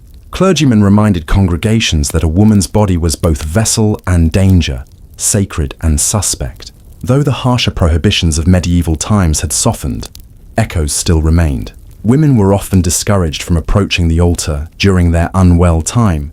Whispered reminders passed from mother to daughter about not touching the holy vessels or singing too loudly in the choir. The message was clear. Your bleeding body was spiritually suspect, a reminder of Eve's fall, a symbol of weakness. You kneel on the hard wood, prayer book open, lips murmuring the words, but your mind drifts. Every movement sends a pang through your belly. Every shift of your skirts risks betrayal. You press your knees together, tighten your shawl around your waist, and pray not for salvation, but for invisibility. You wonder how many other women in these pews are silently praying the same. There's an almost humorous detail tucked into this heavy atmosphere. Some women carried sprigs of thyme or lavender in their prayer books, pressed flat between the pages of Psalms. To most eyes, they were tokens of piety, reminders of God's creation. To the women who placed them there, they were small comforts, believed to mask scent or offer protection against shame. Imagine opening your book to the words, "Create in me a clean heart, O God," and finding a sprig of dried lavender, its faded purple petals a private shield. Scholars argue over how strongly religion dictated these practices in Victorian England. Some insist the church's influence remained immense, reinforcing silence and shame, binding women to ideals of purity. Others suggest that by the mid-19th century, industrial and scientific progress had begun to overshadow religious authority, making such prohibitions more symbolic than lived. Yet for you, kneeling on the wooden bench with cramps gnawing at your belly, the debate feels irrelevant. The weight of expectation is real, pressing as tangibly as the corset on your ribs. The sermon drones on, words about sin and virtue echoing through the nave. You shift slightly, palms damp in your gloves, stomach twisting with another cramp. You dare not move too much, dare not draw attention. Around you, parishioners bow their heads, whisper prayers, sing hymns with voices raised. You join them, though your voice falters, caught between devotion and discomfort. You imagine for a moment that your body itself is betraying God's law, that the crimson flow is a mark of your unworthiness, and yet you know this cannot be the whole truth. In the quiet of your mind, you remind yourself that every woman you know bleeds, that every mother and grandmother endured the same. You glance sideways and see the pale face of a friend, lips pressed tight, eyes shadowed. She too is suffering, though neither of you will ever speak it aloud. A sisterhood of silence, bound together even in the pews of the church. When the service ends, you rise carefully, smoothing your skirts, clutching your prayer book close. You walk down the aisle, heart pounding, and breathe only when you step outside into the sunlight. The bells ring again, louder now, and you let the sound wash over you. Relief mingles with fatigue. You have survived another service, another test of composure in a place where your body felt least welcome. Church is supposed to be a sanctuary, but for you it is another stage, another space where silence is demanded, where pain is hidden, where blood is cloaked in whispers of sin. And as you walk home, the hymns still ringing in your ears, you wonder how many prayers whispered today were not for forgiveness or blessing, but simply for strength to endure another cycle in a world that refuses to see you as whole. The fire in the grate hisses as a log collapses, sparks dancing upward for a moment before fading into smoke. You sit by the warmth, shawl drawn around your shoulders, and your mother or aunt leans forward with that conspiratorial tone women use when speaking of things never meant for men's ears. She doesn't say the word outright, no one ever does, but she has a dozen ways to name what you're going through. Your monthly trouble, the curse, a lady's inconvenience. The words slide across the surface of the truth like fabric draped over furniture, hinting at the shape beneath but never exposing it directly.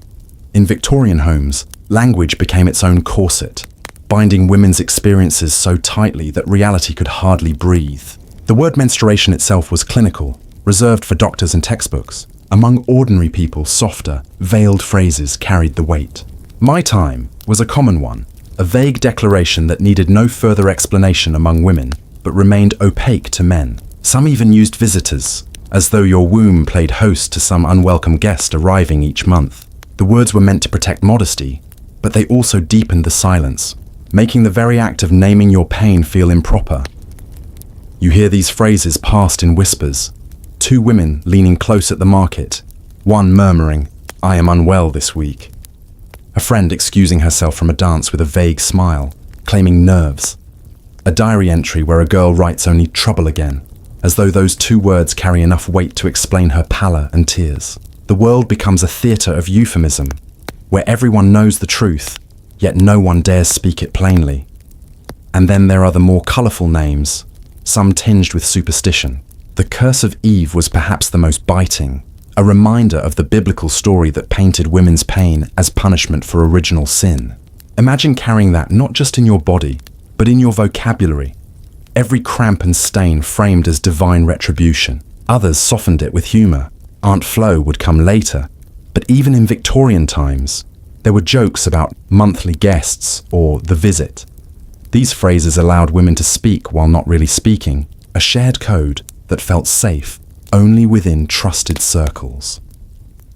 The quirky part of this linguistic maze is how far people went to avoid the plain truth. Some etiquette manuals of the time recommended that young women learn discreet language to describe their condition without offense. One even suggested referring to it as a delicate state, as though you were porcelain rather than flesh and blood. Picture a girl of 15, trembling as she confides in her teacher that she is delicate today, hoping the words will excuse her without revealing too much. The absurdity is almost laughable, except it carries the weight of genuine fear. Historians still discuss whether these euphemisms offered women subtle power or merely deepened their oppression. Some argue that coded language created a secret sisterhood, a way for women to share knowledge safely within a society that policed their bodies. Others insist that it robbed them of agency, stripping even the ability to name their own experience. reinforcing the idea that their natural cycles were shameful. The truth is slippery, like the words themselves, sometimes protective, sometimes silencing, always shaped by the context in which they were spoken. At gatherings, you hear men joke about women's moods or vapors, chuckling knowingly without ever acknowledging the physical reality. You sit in silence, cheeks burning, wishing for the courage to tell them that your mood is shaped not by whimsy, but by hours of pain endured in secrecy. But you do not speak. You've been taught that directness is unbecoming, that propriety demands vagueness, and so the words stay veiled, as carefully arranged as the folds of your gown. In your private diary, you follow the same pattern. You write about the garden, the weather, the day's visitors, and then slip in a line. Trouble returned today. Anyone reading would assume illness, melancholy, perhaps a fainting spell. Only you know the truth, coded into those bland words. Your journal becomes both a record and a mask, preserving your suffering while hiding it even from the page. Language shapes thought, and over time you begin to feel the weight of these phrases pressing into your mind. If it is always the curse, then you begin to believe you are cursed. If it is always trouble, then you internalize the idea that your body is troublesome. If it is always delicate, then you come to see yourself as fragile, even when you endure more than most men could imagine. The words seep into your bones, rewriting how you see yourself, how you live inside your own skin. And yet, in the quiet moments with trusted friends, euphemisms soften into empathy. A friend leans close and murmurs, "I have the visitor too," and in that phrase you hear not shame but solidarity. You exchange knowing looks, small smiles, and the burden feels lighter for a moment. Language may be restrictive, but it can also bind women together, offering a thread of connection in the silence. So the euphemisms continue, passed from lips to ears, scribbled in letters, whispered in kitchens. They form a hidden lexicon, a shadow language that both conceals and reveals. To live in Victorian England with a bleeding body is to live within this maze of words, always speaking around the truth, never through it. And as you lay your head on the pillow at night, cramps still twisting, you whisper to yourself, "It is only the curse."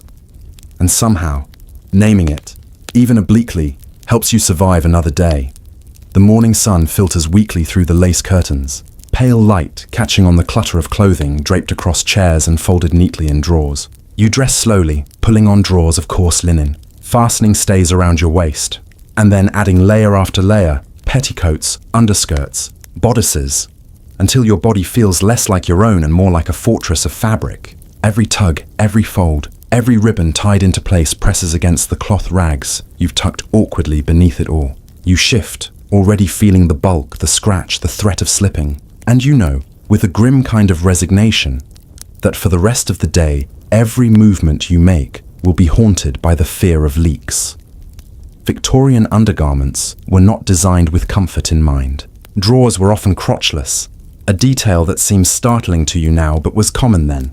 They opened in the middle so women could relieve themselves without removing layers of skirts. At first glance, that sounds almost practical, until you realize what it means for menstruation. Your cloths had no secure anchor. You tied them in place with ribbon or wedged them between layers of fabric and prayed they held. Elastic was rare, stitching rudimentary, and the shifting of drawers beneath heavy skirts meant accidents were frequent. Every gust of wind, every quick step, every awkward bend threatened to undo your careful arrangements. Imagine walking across a crowded marketplace, baskets of fish glistening on stalls, children darting between legs, men shouting about wares. You move carefully, not too fast, not too slow, each step calculated. The cloth beneath you begins to bunch, chafing your thighs, and you bite back a wince. You glance down, pretending to examine apples, but really scanning your skirts for the dreaded sign of spreading crimson. You tug your shawl lower across your hips, a subtle shield, and still, your heart races. The mainstream fact is simple and cruel. Undergarments of the Victorian period offered little protection. Bloomers, drawers, chemises, they were all layers of cloth with no elastic bands, no absorbent linings, nothing designed to cooperate with menstruation. They were meant to preserve modesty, to shape the body, to uphold ideals of chastity. Practical needs like menstruation were never considered in their design. You lived every month in battle with fabric itself, waging war against shifting seams and heavy skirts. There's an odd little trick women sometimes used, a makeshift solution passed down in whispers, pinning folded cloths directly to the waist of their drawers with long, sharp sewing pins. It sounds absurd and dangerous, and it was. Imagine moving through your day with metal pins pressed against tender skin, one wrong shift away from a painful jab. Yet some women swore by it, insisting it kept the cloths in place longer than ribbons alone. You smile at the ingenuity, wince at the thought of the sting, and marvel at the lengths women went to for a shred of security. Historians debate whether these undergarment difficulties mattered more for women of the upper or lower classes. Some argue that wealthy women with multiple changes of clothing and attentive maids suffered less, though their social visibility made the consequences of a leak far greater. Others point out that working-class women bore the harsher toll. Long hours of labour with no chance to change, cheaper fabrics that irritated skin, no spare garments when one was stained. The question lingers in the archives, unresolved. But you know the truth in your bones. Pain does not distinguish by class. It presses equally, though the world notices differently. At home, the battle continues. You sit on a stiff wooden chair, shifting subtly, trying to ease the bunching. Children chatter around you. Servants bustle in and out, and you keep your composure. To excuse yourself too often would raise eyebrows. So you fold your hands, sip your tea, and smile faintly, even as the rag beneath you shifts again. Later, when you climb the stairs, skirts brushing the steps, you feel the cloth sliding, loosening its knot. Panic surges. You walk faster, head high, until you reach your chamber and shut the door. Relief floods you when you finally adjust it in privacy. These small moments define your month. Not the grand dinners or the Sunday services, but the constant adjustments, the vigilance, the hidden dread of cloth slipping where it should not. Your life is measured in how well you manage fabric. Drawers tied, cloths pinned, skirts arranged, shawls draped. Modesty is not just about appearance.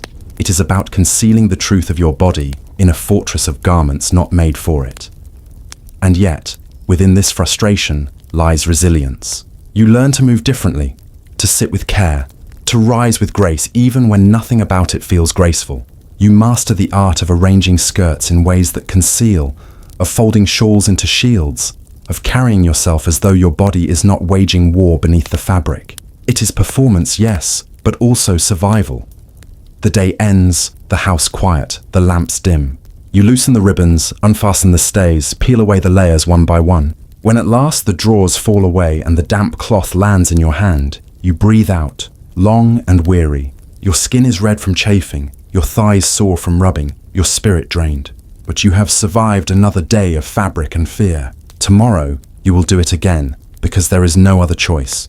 So you fold the cloth, set it aside for washing, and slip between sheets stiff with starch. Outside, the night wind rattles shutters, horses clop along cobblestones, and you close your eyes. Beneath layers of skirts and silence you have endured once more. And as sleep pulls you under, you know the truth. In Victorian England, even your undergarments seemed designed not for comfort, not for function, but for the endless concealment of what you could never admit aloud. The fog settles low over the rooftops, clinging to chimneys and curling down alleys, carrying with it the sharp tang of coal smoke. You rise from your narrow bed, belly sore, legs heavy, and already you dread the rituals that await you. Because today, like every day of your bleeding time, you must contend with the most basic necessity of all, keeping yourself clean in a world where cleanliness is a luxury, not a guarantee. The basin of water on your washstand is already clouded from yesterday's use, cold against your fingertips. You dip a cloth into it, wring it out, and try to freshen yourself in the faint morning light, wishing for warmth, wishing for privacy, wishing for the simplest comfort. Hygiene in Victorian England was no simple matter. Soap was often harsh, lye-based, and expensive enough that poorer households rationed it carefully. Water, when available, was drawn from pumps, often shared by entire streets. In cities, supplies were frequently tainted, carrying the threat of cholera or typhoid. Public health reforms were slowly emerging. By mid-century, improvements to sewage and clean water began. But for many, the reality was still filth and scarcity. When you bled, this lack of reliable sanitation became another weight, another test of endurance. You washed your rags in water not always clean, dried them in air heavy with soot, and then held them against your body, praying they did not cause more harm than relief. The mainstream truth is sobering. Menstrual hygiene as we understand it today simply did not exist. No sanitary towels on drugstore shelves, no tampons tucked discreetly into purses, no running taps for quick rinses. Instead, cloth rags were rinsed, scrubbed, reused. A simple chamber pot stood in the corner of many homes, but privacy to use it was rare, especially in cramped urban lodgings where families lived cheek by jowl. Imagine crouching in a corner behind a curtain, trying to change your rag quickly, the sound of footsteps in the hallway reminding you that discovery was always possible. Cleanliness was not simply difficult, it was often impossible. There is a quirky memory tucked into old records, an almost laughable detail if it weren't so poignant. Some women would discreetly hang their washed rags behind kitchen stoves to dry quickly, hidden among towels or dishcloths. The smell of soap and smoke mingled with the scent of stew bubbling on the fire. To anyone else, they were just cloths, nothing more. But to the woman who placed them there, they were the evidence of her struggle, tucked between the domestic duties she was allowed to name and the bodily truths she was forced to hide. It is both comic and tragic to picture your most intimate garments drying beside tea towels, invisible in plain sight. Scholars debate whether this lack of hygiene was seen as dangerous at the time. Some argue that Victorian medical men exaggerated the risks, insisting menstrual blood was inherently unclean and might spread disease if not managed properly, using this belief to reinforce taboos. Others suggest that women themselves often resisted such dire interpretations, recognizing their cycles as natural, if unpleasant, and relying on practical methods of hygiene passed down through generations. The tension between fear and familiarity shaped how people viewed menstrual blood. Was it a source of danger, or simply an unavoidable fact of life? The argument winds on through the pages of history, but for you, bending over the washtub with raw, cracked hands, the answer hardly matters. It is not theory, it is daily survival. The wash water grows pink as you scrub another cloth, knuckles stinging, cold biting your wrists. You glance toward the doorway, making sure no one is near, and wring the rag as dry as you can. Later you tuck it beneath your skirt again, still damp, the chill seeping into your skin. You shiver, not just from the cold, but from the thought that this dampness might invite infection. Infections were common after all. Skin irritated by rough fabric, sores from constant rubbing, fevers that no one spoke of. Women whispered about friends who had taken ill from their courses, though whether it was truly menstrual infection or another disease mattered little. The fear lingered. At times, you seek privacy in unlikely places. You slip into the garden at dusk, crouching behind hedges with a basin of water hastily carried outside. Or you linger in the scullery, scrubbing quickly before someone comes to fetch more dishes. You become inventive, strategic, careful. Your life is a series of stolen moments, your body tended to in secrecy, and still you are expected to remain composed. You attend dinners, tend to children, scrub floors, sit through sermons, all while aware of the sticky dampness, the fear of smell, the scratch of cloth against raw skin. You walk carefully through crowded streets, praying that the smear of soot on your hem is the only stain others see. As the day draws to a close, you prepare again. You pour the last of the water into your basin, dip a cloth, scrub yourself as best you can. The water is cold, the soap harsh, your hands trembling. You finish quickly, dry yourself with the corner of your chemise, and crawl into bed, the rag tucked in place once more. You lie awake, listening to the drip of rain outside, the creak of the house settling. And you think about how cleanliness, so simple in theory, becomes a labyrinth when paired with secrecy and shame. This is what hygiene meant for you: endless labor, stolen privacy, constant vigilance. And yet somehow you endure. You keep yourself as clean as the world allows, scrubbing, rinsing, drying, hiding. It is wearying, humiliating, and often painful. But it is also proof of your resilience. Your determination to live within a body that the world pretends does not exist. The night is long, your belly a knot of pain, and by morning your limbs feel leaden. You sit at the small table by the window, staring at the pale streak of light slipping through grimy glass, and wonder how you'll get through another day of it. The cloth beneath you is heavy, your thighs sore from chafing, and every movement sends another cramp twisting through your middle. There is no word for this in your house except nerves or delicacy, but you know what it is. You are bleeding, you are aching, and you are desperate for relief. And in Victorian England, relief comes in bottles, tiny glass vials, corked and labelled in neat black script, their contents both promise and danger. You reach into the small wooden cabinet where medicines are kept, fumbling through jars of camphor, peppermint, and dried herbs until your fingers close around the one you seek. Laudanum. The liquid inside glows amber in the light, thick and bitter. You pour a few drops into a spoon, lift it to your lips, and swallow quickly. The taste is sharp, burning, heavy with opium and alcohol. For a few minutes, nothing happens. Then a warmth spreads through your chest. Your eyelids droop and the pain softens. Not gone. Never gone, but dulled, blurred, folded into the fog now seeping across your mind. This was a common remedy, almost casual in its ubiquity. Doctors prescribed laudanum for nearly everything. Coughs, colds, headaches, toothaches, sleeplessness, and yes, menstrual pain. It was the great catch-all of Victorian medicine, cheap, accessible, and effective in its numbing power. Apothecaries sold it freely. Bottles lined up behind polished counters, and women bought it in quiet desperation. Relief was worth the risk, even when the risk was addiction, dependency, or slow decline. Many women lived their days behind a veil of opium, not because they sought escape, but because they were offered no other choice. And then there was morphine, refined and potent, injected by doctors into the veins of patients deemed too delicate to withstand pain. A wealthy woman might summon her physician during her monthly agony and receive a syringe pressed to her arm, the drug sliding into her blood. She would drift into sleep, waking hours later groggy, body still aching but momentarily reprieved. Others relied on brandy or gin, spirits poured into teacups and sipped discreetly in drawing rooms, the alcohol warming their bellies and loosening their minds. Painkillers came in many forms, and all of them carried a cost. The quirky side of this world lies in the sheer variety of concoctions. Some patent medicines boasted names like Dr. Carter's Little Liver Pills or Mrs. Winslow's Soothing Syrup, marketed with flowery promises of health and vitality. Labels showed smiling women, serene and glowing, as if a teaspoon of syrup could erase the turmoil of the womb. In reality, many of these mixtures contained opium, cocaine, or large doses of alcohol. Housewives kept them in cupboards, next to tea and sugar, and took them when the pain grew unbearable. Imagine pouring a spoonful of syrup into your mouth, its sweetness masking the narcotic within, and sighing with relief as numbness spread. You might even joke with a friend about how the syrup is my salvation, though both of you knew the joke was edged with dependence.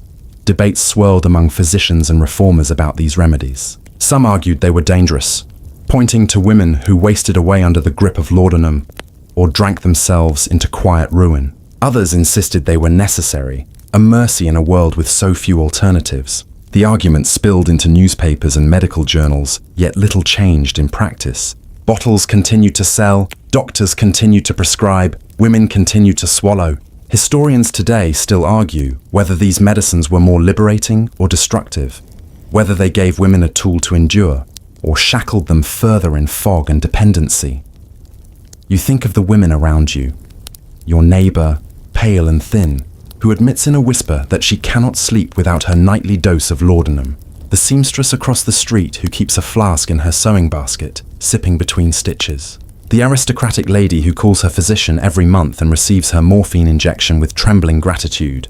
Pain cuts across class, and so do the remedies, though their forms vary. In your own home, the pattern is predictable. The first day brings cramps so sharp you double over, clutching your belly.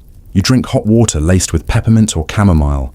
You press a heated brick against your skin, and when these fail, as they often do, you reach for the bottle.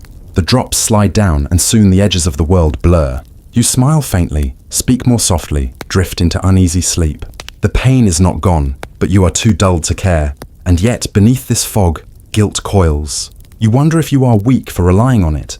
If the whispers about women's delicate nerves are true, you worry that your reliance will deepen into something darker, that your body will crave the drug more than it craves food or rest. You fear that one day you will not be able to stop. These fears are not unfounded. Stories circulate of women wasting away, their days reduced to drifting in and out of stupor. And still, when the cramps return, when the blood flows, you reach for the bottle again, because what else can you do? You are trapped in a cycle that mirrors the bleeding itself. Pain, remedy, relief, guilt, again and again, each month, each year. The world offers you little else. Doctors with their needles, apothecaries with their syrups, friends with their whispered flasks. You endure in fog because fog is the only reprieve the age allows. So tonight, as you set the bottle back in its cabinet, hands unsteady, you sigh. You know you will reach for it again. You know the cycle will continue, and in that knowledge lies the cruelest truth of all. In Victorian England, relief was never clean, never certain. It came with strings, with shadows, with the taste of bitterness and the weight of dependence. And still, you endured, because endurance was the only medicine that never ran out. The library smells of dust and leather, the great shelves looming overhead, and you run your gloved hand across the spines of thick medical volumes. Their titles shine in gilt letters on the diseases of women, the physiology of the female body, nervous disorders of the sexes. You pull one down, its cover heavy, its pages stiff, and begin to read. The words are written in the confident tone of learned men, each sentence declaring with certainty what your body is and what it means. Yet as your eyes travel over the lines, you feel the same mixture of disbelief and resignation that has become so familiar. They speak about you, but never to you. The 19th century was an age of debate, railways expanding, machines transforming industry, Darwin publishing his theories of evolution. Science was on every tongue, progress on every page. And yet, when it came to women's cycles, the conversations remained tangled in myth and moral judgment.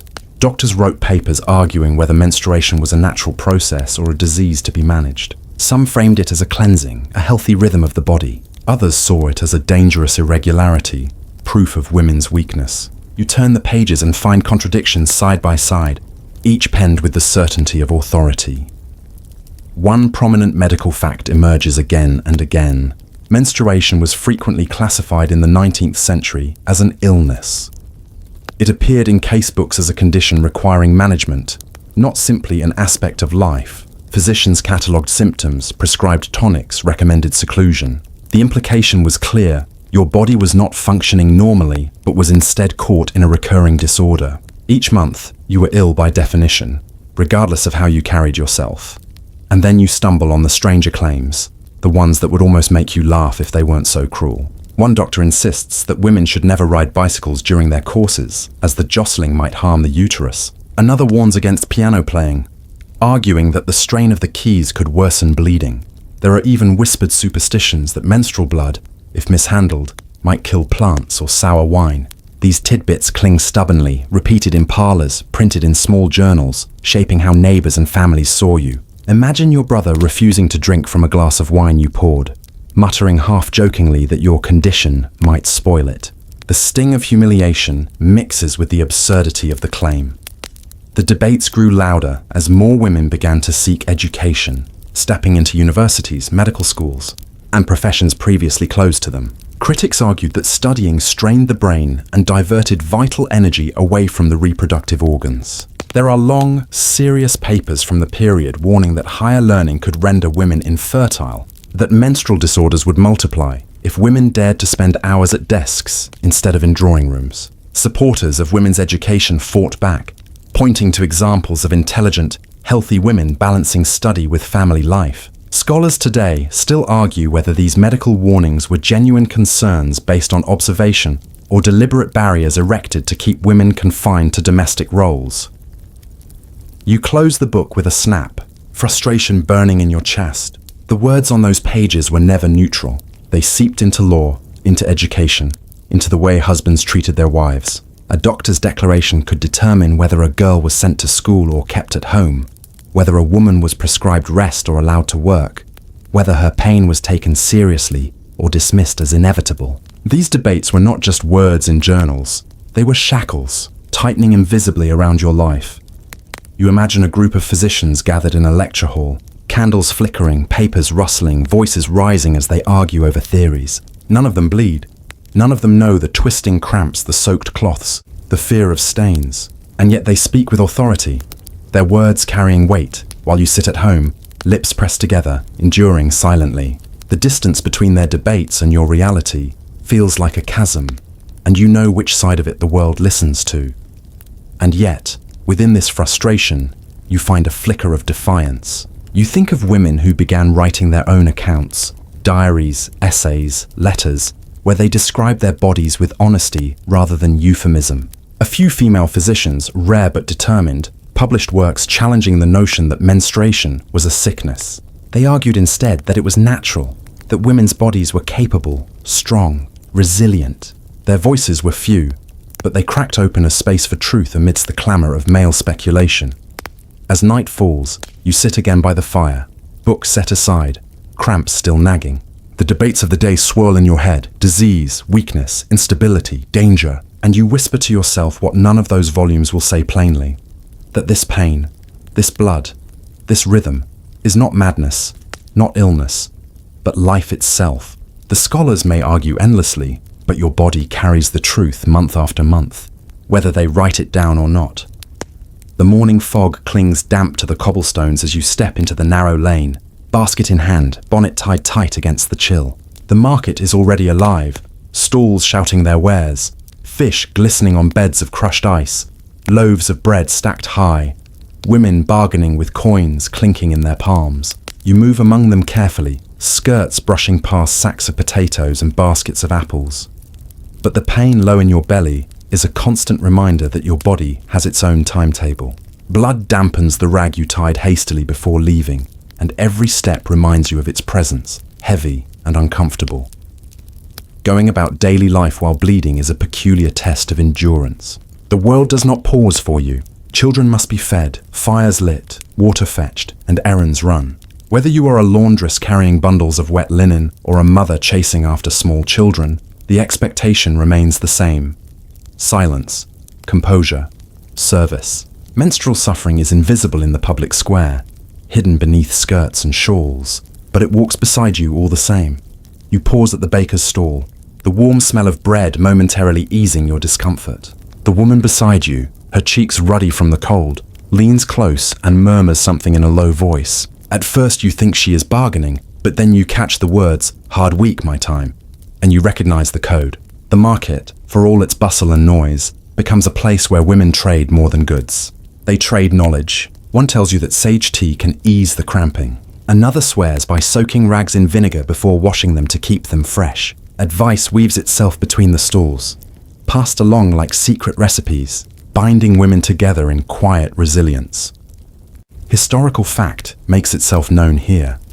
Marketplaces in Victorian towns and cities were often hubs not just of commerce, but of conversation. Women gathered, exchanged news, shared remedies. For all the restrictions of the time, the market was one of the few spaces where their voices could rise above whispers. You imagine leaning close to another woman over a basket of carrots, her eyes flicking left and right before she whispers a tip about folding cloth twice to prevent stains. These exchanges did not appear in medical journals or etiquette manuals, but they carried more weight for your daily survival than any doctor's pamphlet.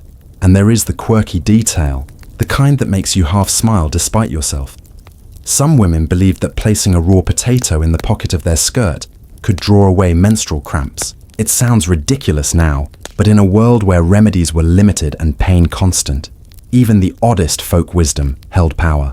You picture yourself walking through the market with a potato bulging in your pocket, outwardly dignified, inwardly praying that its earthy magic might work. And when someone glances at you oddly, you smile, as though you're merely carrying produce home for supper. At the same time, larger debates swirl far above the chatter of the stalls. Reformers and social commentators argue whether women should even be out in public during their bleeding time. Some claim it weakens society when women insist on working and trading while unfit. Others argue that women's labour, particularly in markets, is essential and that cycles are simply part of life. Historians still discuss whether these debates reflected genuine concern or were simply another way to police women's presence in public life. But you know that while men debated, women carried baskets, haggled over bread, and endured their cramps in silence. The marketplace, for all its noise, never spoke aloud of their suffering, though it pulsed beneath every step. You finish your errands, coins lighter in your purse, basket heavier in your arm. The walk home is slow, each step measured. You glance down at your skirts, praying no mark betrays you. Children run past, carriages rattle, hawkers shout, and you walk with your chin lifted, pretending composure even as pain gnaws at your belly. Daily life does not pause, not for markets, not for bleeding, not for you. It presses forward, and you press with it, holding silence like another burden in your arms. You reach your doorway with the basket biting into your forearm, and the relief of stepping inside is almost physical. The fire is low, the kettle only just beginning to murmur, and you set the bread down with trembling fingers. At last, you allow yourself a small moment of release, just one hand pressing against your lower belly, your body slumping into the hard-backed chair by the hearth. But even in this private space, you cannot fully let go. There are mouths to feed, laundry to fold, rooms to sweep. The world does not yield simply because your body demands it. This tension, the constant split between private need and public duty, defines so much of your life. You bend over the basin, scrubbing potatoes with one hand, pressing your knees together to hold the cloth in place with the other. You hush a child, stir the pot, check the bread, and every movement carries the awareness of the damp rag, the ache in your spine, the fear of a crimson mark spreading through your skirt. You master the art of composure because you must.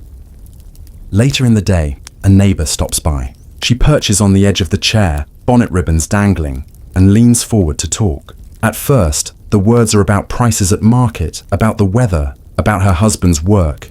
But then her voice drops and she mutters something about being troubled this week. You nod, eyes softening, because you know. She pulls from her reticule a sprig of dried herbs and presses it into your palm.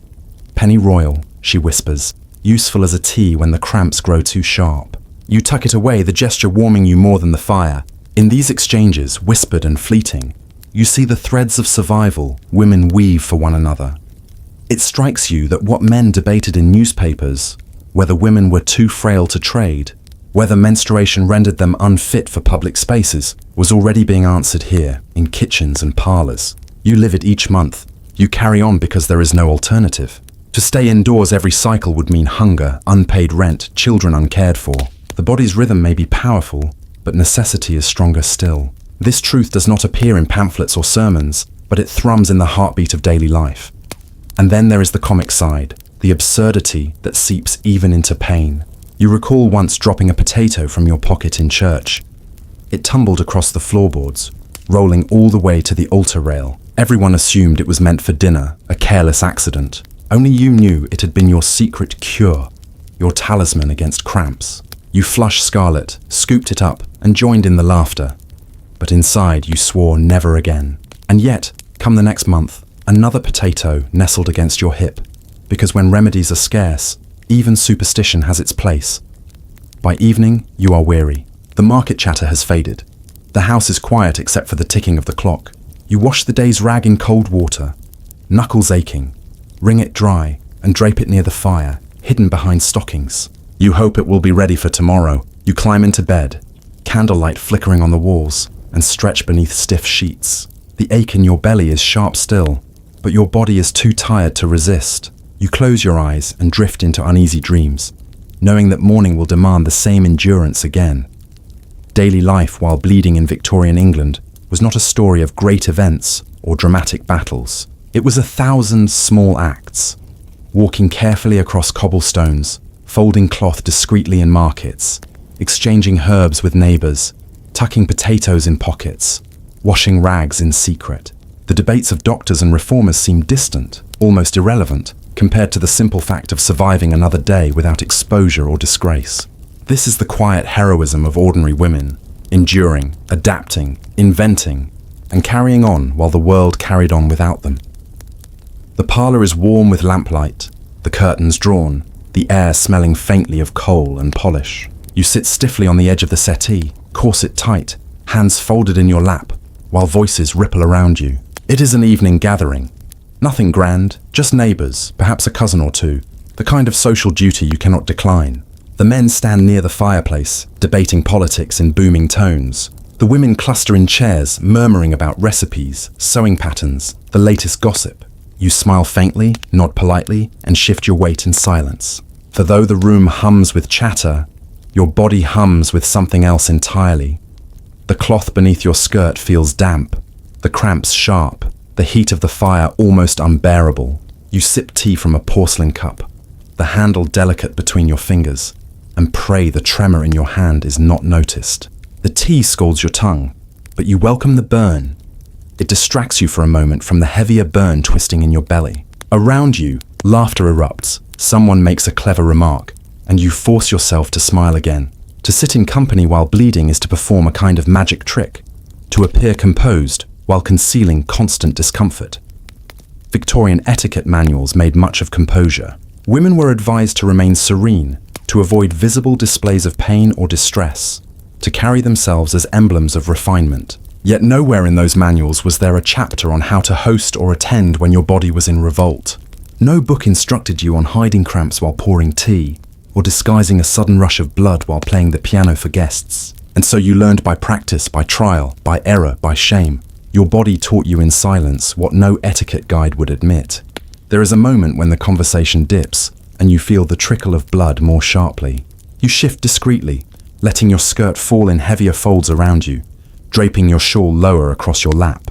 You grip the teacup tighter, as though steadiness in your hand might disguise the chaos beneath your skirts. The absurdity strikes you, the room filled with oil paintings, the clink of fine china, the sparkle of brooches in candlelight, and all you can think of is whether you will leave a stain on the embroidered cushion beneath you. And here slips in one of those odd little tidbits, whispered from history. Some women carried small squares of dark velvet or felt in their reticules, not to wear, but to sit on during visits. If an accident occurred, the dark cloth could be placed beneath or pressed discreetly to a stain, concealing the evidence until they could retreat. Imagine the relief of slipping such a square beneath you, a quiet insurance policy against humiliation, carried not in fashion plates, but in secret. It is at once clever, pitiful, and strangely heroic.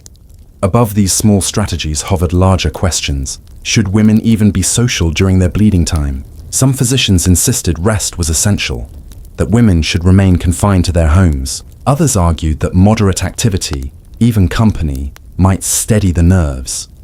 The debate never touched the reality of women's lives, of course, for many had no choice. To absent yourself from social duties too often risked whispers about your health, your temperament, even your suitability as a wife or mother.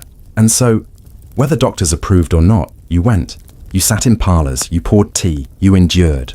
Historians now argue whether such social participation granted women resilience or simply demanded more of their silence. But either way, the weight of expectation fell on you. The evening stretches long. A neighbor asks you to play the pianoforte, and you rise carefully, heart hammering. You feel the rag shift as you walk, the threat of exposure immediate. You sit at the bench, hands poised over keys, and begin to play. Notes ripple into the air, graceful and bright, while your body screams beneath your gown. To anyone watching, you are the picture of elegance. To yourself, you are balancing on the edge of disaster. When at last the gathering ends and the guests drift into the night, you exhale. You retreat upstairs, close the door, and peel away the damp cloth. Relief flooding you as though the evening itself has been unbuttoned. Another social duty complete, another performance intact. You lie in bed, staring at the ceiling, and marvel at the quiet endurance demanded of you. Not in the face of battles or disasters, but in the parlor, in the drawing room, in the simple act of sitting on a chair without betraying yourself. The house is silent now, only the ticking of the clock in the hallway breaking the stillness. You lie awake, body heavy with fatigue, and think back on the evening. Every moment felt like a test, lifting the teacup, crossing the carpet, sitting among company without shifting too much. None of the others will remember the evening as you will. To them, it was simply another polite gathering. To you, it was hours of calculated stillness, hours of praying your body would not betray you in public. This is the unseen toll of social duty, the way it turns your body into an enemy, your smile into a mask, your very presence into performance. Morning comes, and with it, another round of obligations. A letter arrives inviting you to a neighbor's luncheon. Declining would be considered rude, perhaps even suspicious if you did so too often. And so you iron your gown, polish your boots, and prepare again. You tuck extra cloth into your reticule, drape a darker shawl around your shoulders, and step once more into the theatre of society. At the table, the dishes gleam, jellies quivering on silver, roasts carved with ceremony, puddings sweet and rich. You barely taste them, Each bite feels heavy, pressing against the cramps already twisting in your belly. You shift in your chair, smile when spoken to, and murmur appropriate responses. The chatter swirls around you, marriages, politics, the price of coal, but your attention remains inward, on the ache that never loosens. A lady beside you leans close and whispers about a recipe for sponge cake. Then, almost imperceptibly, she adds, "A hard week for me as well." You glance at her quickly, and she offers the faintest of smiles, the tiniest nod. There it is again, that secret sisterhood, invisible yet powerful, woven not through loud declarations, but through whispered admissions in the middle of polite company. You cling to that moment, drawing strength from the knowledge that you are not alone. The quirky detail that lingers from such gatherings is this. Women sometimes excuse themselves from company under the pretense of refreshing their powder. They would retreat to a private room, mirror in hand, but the powder puff was only part of the ritual.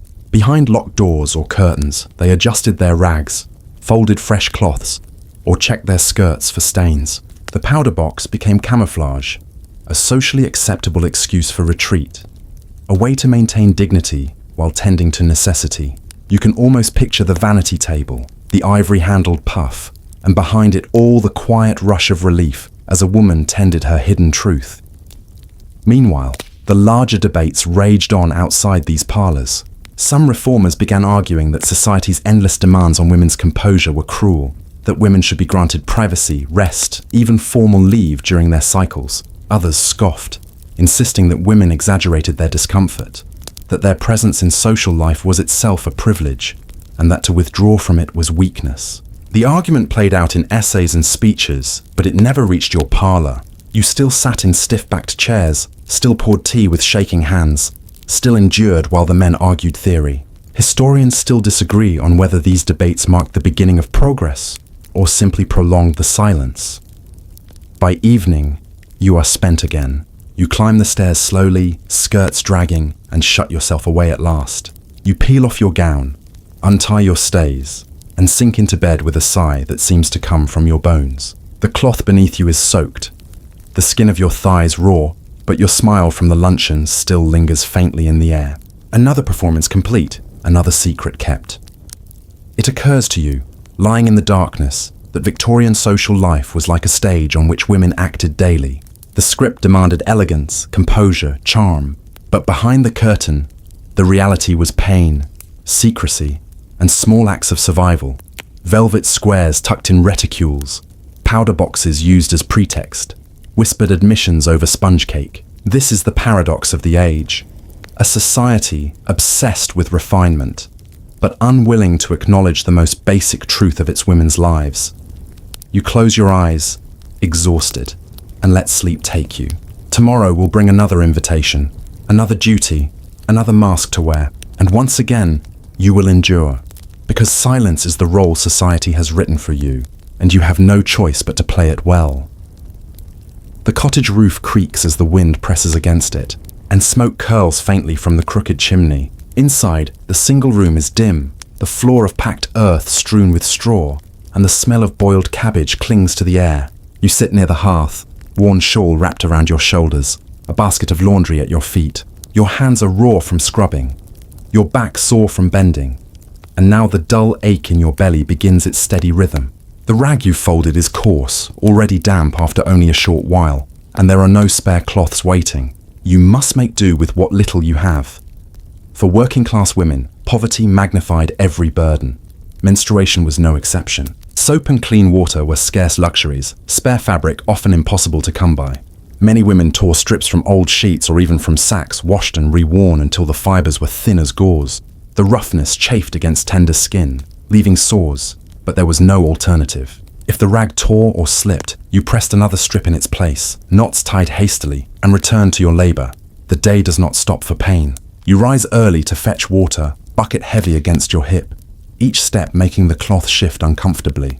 You tend to children, stir porridge, sweep the floor, all while cramps twist in your gut. The factory whistle calls, or perhaps the fields demand your presence, and so you shoulder your basket or hoe, step out into the biting wind, and walk steadily, because wages are too precious to risk. There is no allowance for delicate days when a family depends on every coin. Evenings bring no relief. After a full day's work, you return to wash more rags in cold, dirty water, your hands numb to the bone. You wring them out and hang them by the fire to dry, praying the neighbors don't notice. Children tumble underfoot. Husbands grumble for food. And you push the ache deeper into your body because there is no time to tend to it.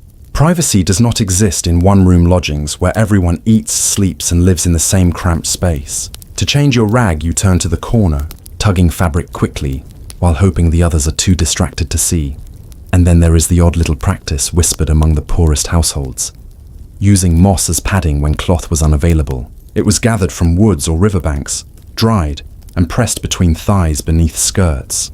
Soft at first, it turned rough quickly, and yet it was better than nothing. Imagine walking through the fields, a bundle of moss against your skin, praying it holds, praying it doesn't crumble, praying no one notices the greenish stain when you wash your skirts later. The ingenuity is astonishing, the indignity heartbreaking. Above this daily grind, intellectuals sometimes argued whether poor women even suffered more from menstruation than wealthy ones. Some claimed that the constant labor of working-class women made their cycles shorter, lighter, less painful. Others countered that malnutrition and exhaustion worsened cramps, and that filthy conditions increased the risk of infection. Historians continue to debate which was truer. But for you, bent over the wash tub with water soaking into your skirts, such arguments mean nothing. Pain is pain, and poverty does not dull it. It sharpens it, because there is no cushion of comfort to soften its edge. You sit again by the fire as night deepens, body sore, rag still damp. Children sleep on straw mats. Your husband snores heavily, and you lean your head against the wall, eyes closed. Tomorrow the factory will whistle again, the fields will demand labor, the laundry will pile higher, and you will endure because you must. In poverty, survival itself is a duty, and survival does not pause for blood.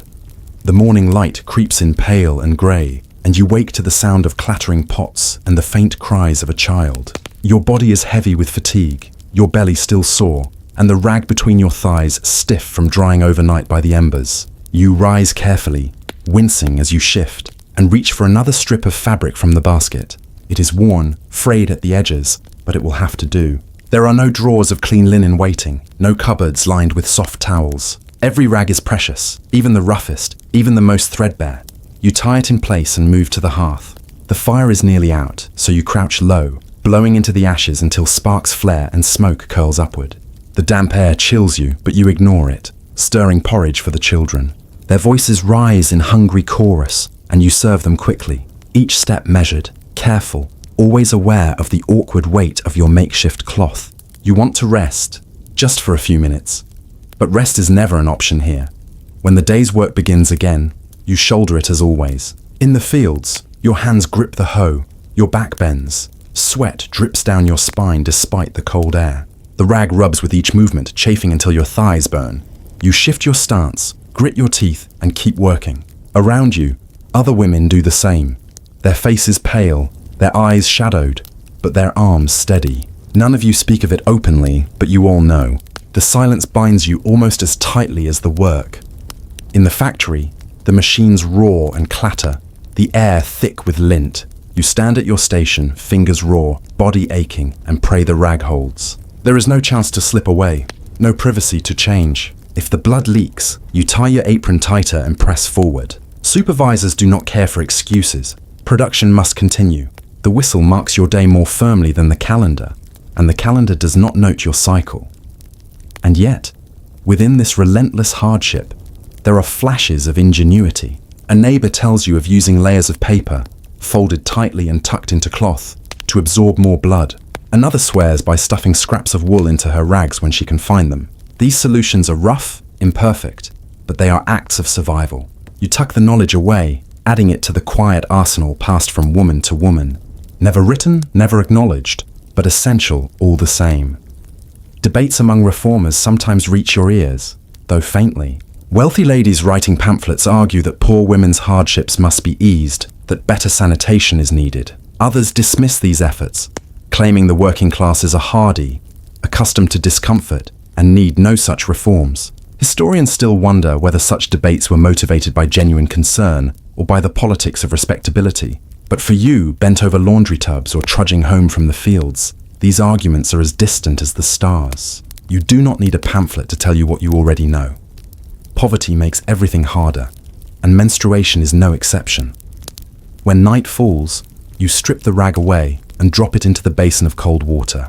Your hands ache as you scrub, your knuckles raw, but you clean it anyway. You wring it out, hang it by the fire again, and pray it will dry before morning. Then you collapse onto your straw mat, body sore, eyelids heavy. The day is done, and tomorrow will come, bringing the same cycle of work, the same silence, the same endurance. Poverty writes itself into your very flesh, but so does strength. You endure not because the world makes it easy, but because you have no other choice. And in that endurance lies a quiet, unseen heroism, the kind that never appears in books or speeches, but is written in the raw skin of thighs, the weary bend of backs, the hidden blood on rags washed in cold water. The stagecoach rattles over the stones, wheels thundering in rhythm with your heartbeat. You sit crammed between strangers, the scent of leather and damp wool pressing around you, the jolts of the road sharp as hammer blows against your lower belly.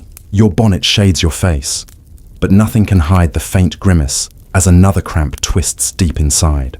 The rag you tied that morning is already damp, shifting uncomfortably with each bump of the carriage. The road stretches long before you, and there will be no place to rest, no chance to change, no pause to breathe until the coach stops at its next post. Travel in Victorian England was supposed to feel modern, convenient, the proud sign of a nation advancing into the future. Stagecoaches, omnibuses, and railway compartments carried men and women across counties and cities in hours instead of days.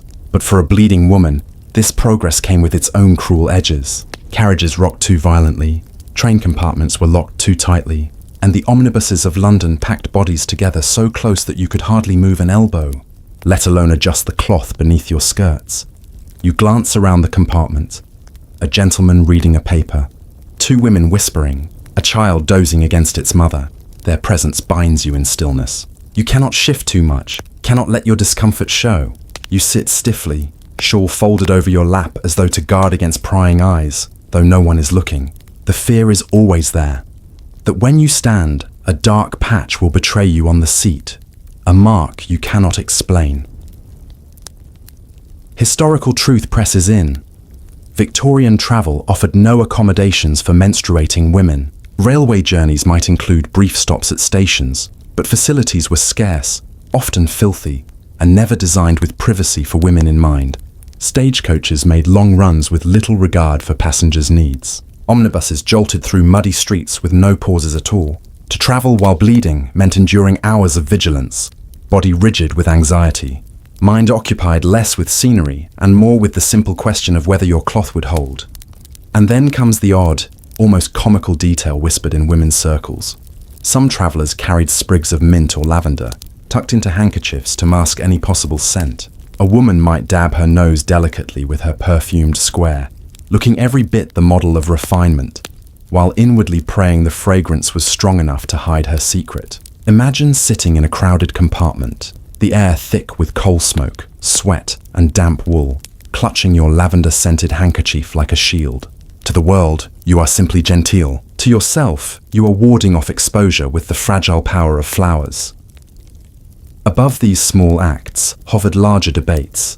Some argued that women should not travel at all during their courses, claiming it weakened them, even endangered public health. Others countered that women had long travelled by necessity, and that to restrict them further was simply another form of control. Historians still puzzle over how much these beliefs shaped actual behaviour. Did women stay home when they could? Or did they continue journeys in silence because life demanded it?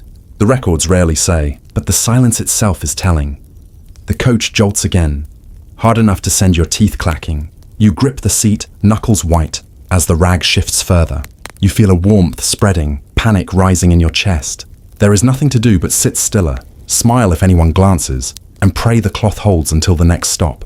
The fields roll by outside the window, hedgerows blurring in green and brown, but you do not see them. Your world has narrowed to your body, your rag, your fear. At last the stagecoach rattles to a halt at a posting inn, horses snorting clouds into the frosty air. Passengers stir, stretching stiff limbs, gathering shawls and bundles. You rise carefully, heart pounding, smoothing your skirts as though that small motion could erase whatever mark you fear might linger behind. The seat looks clean, or perhaps the dark leather has hidden the truth. Either way, you step down to the muddy ground with practiced composure, forcing your face into calm.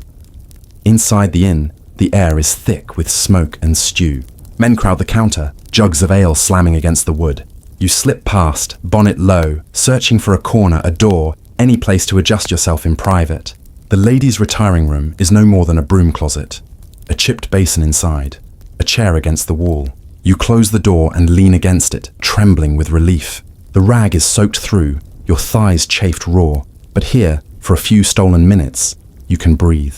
You fold another strip of cloth, knot it awkwardly, and fasten it in place with fumbling hands. There is no comfort, only the barest sense of security, the knowledge that you can continue the journey without immediate disaster. Soon the coachman calls, and you are back in your seat, the ruts of the road jarring your body all over again. You settle your shawl carefully, hands folded, gaze fixed on the window. Outside, hedges flicker past in endless rows, but your attention is inward once more. Every mile stretches into an eternity, every jolt a reminder of the fragility of your disguise. Even the wealthier travelers faced little more comfort. Private compartments on trains offered velvet cushions and brass fittings, but they did not offer plumbing or privacy. If you traveled alone with a maid, she might carry cloths discreetly in her reticule, but even then, changing was a matter of stolen moments at stations. Imagine a duchess, jewels glittering at her throat, slipping into a drafty waiting room to change a rag in secrecy, her dignity balanced precariously on the edge of discovery. Wealth softened the seats, but not the fear. Debates about travel and women's health continued to ripple in the background. Medical men cautioned that long journeys might disturb the womb, leading to hysteria or infertility. Reformers argued the opposite, that travel, work, and social engagement proved women were capable, that they could endure as men did. Scholars now still disagree over how widely these medical cautions were believed or enforced. What remains undeniable is that women kept traveling because necessity outweighed theory. You could not stop a journey for blood any more than you could stop the turning of the earth. By evening, you reach your destination. The coach door swings open and you step down once more, body aching, skirts heavy.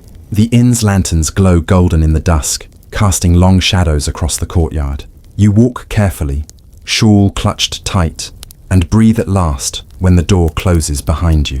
You have endured another day of travel, another test of endurance hidden beneath polite smiles and still hands.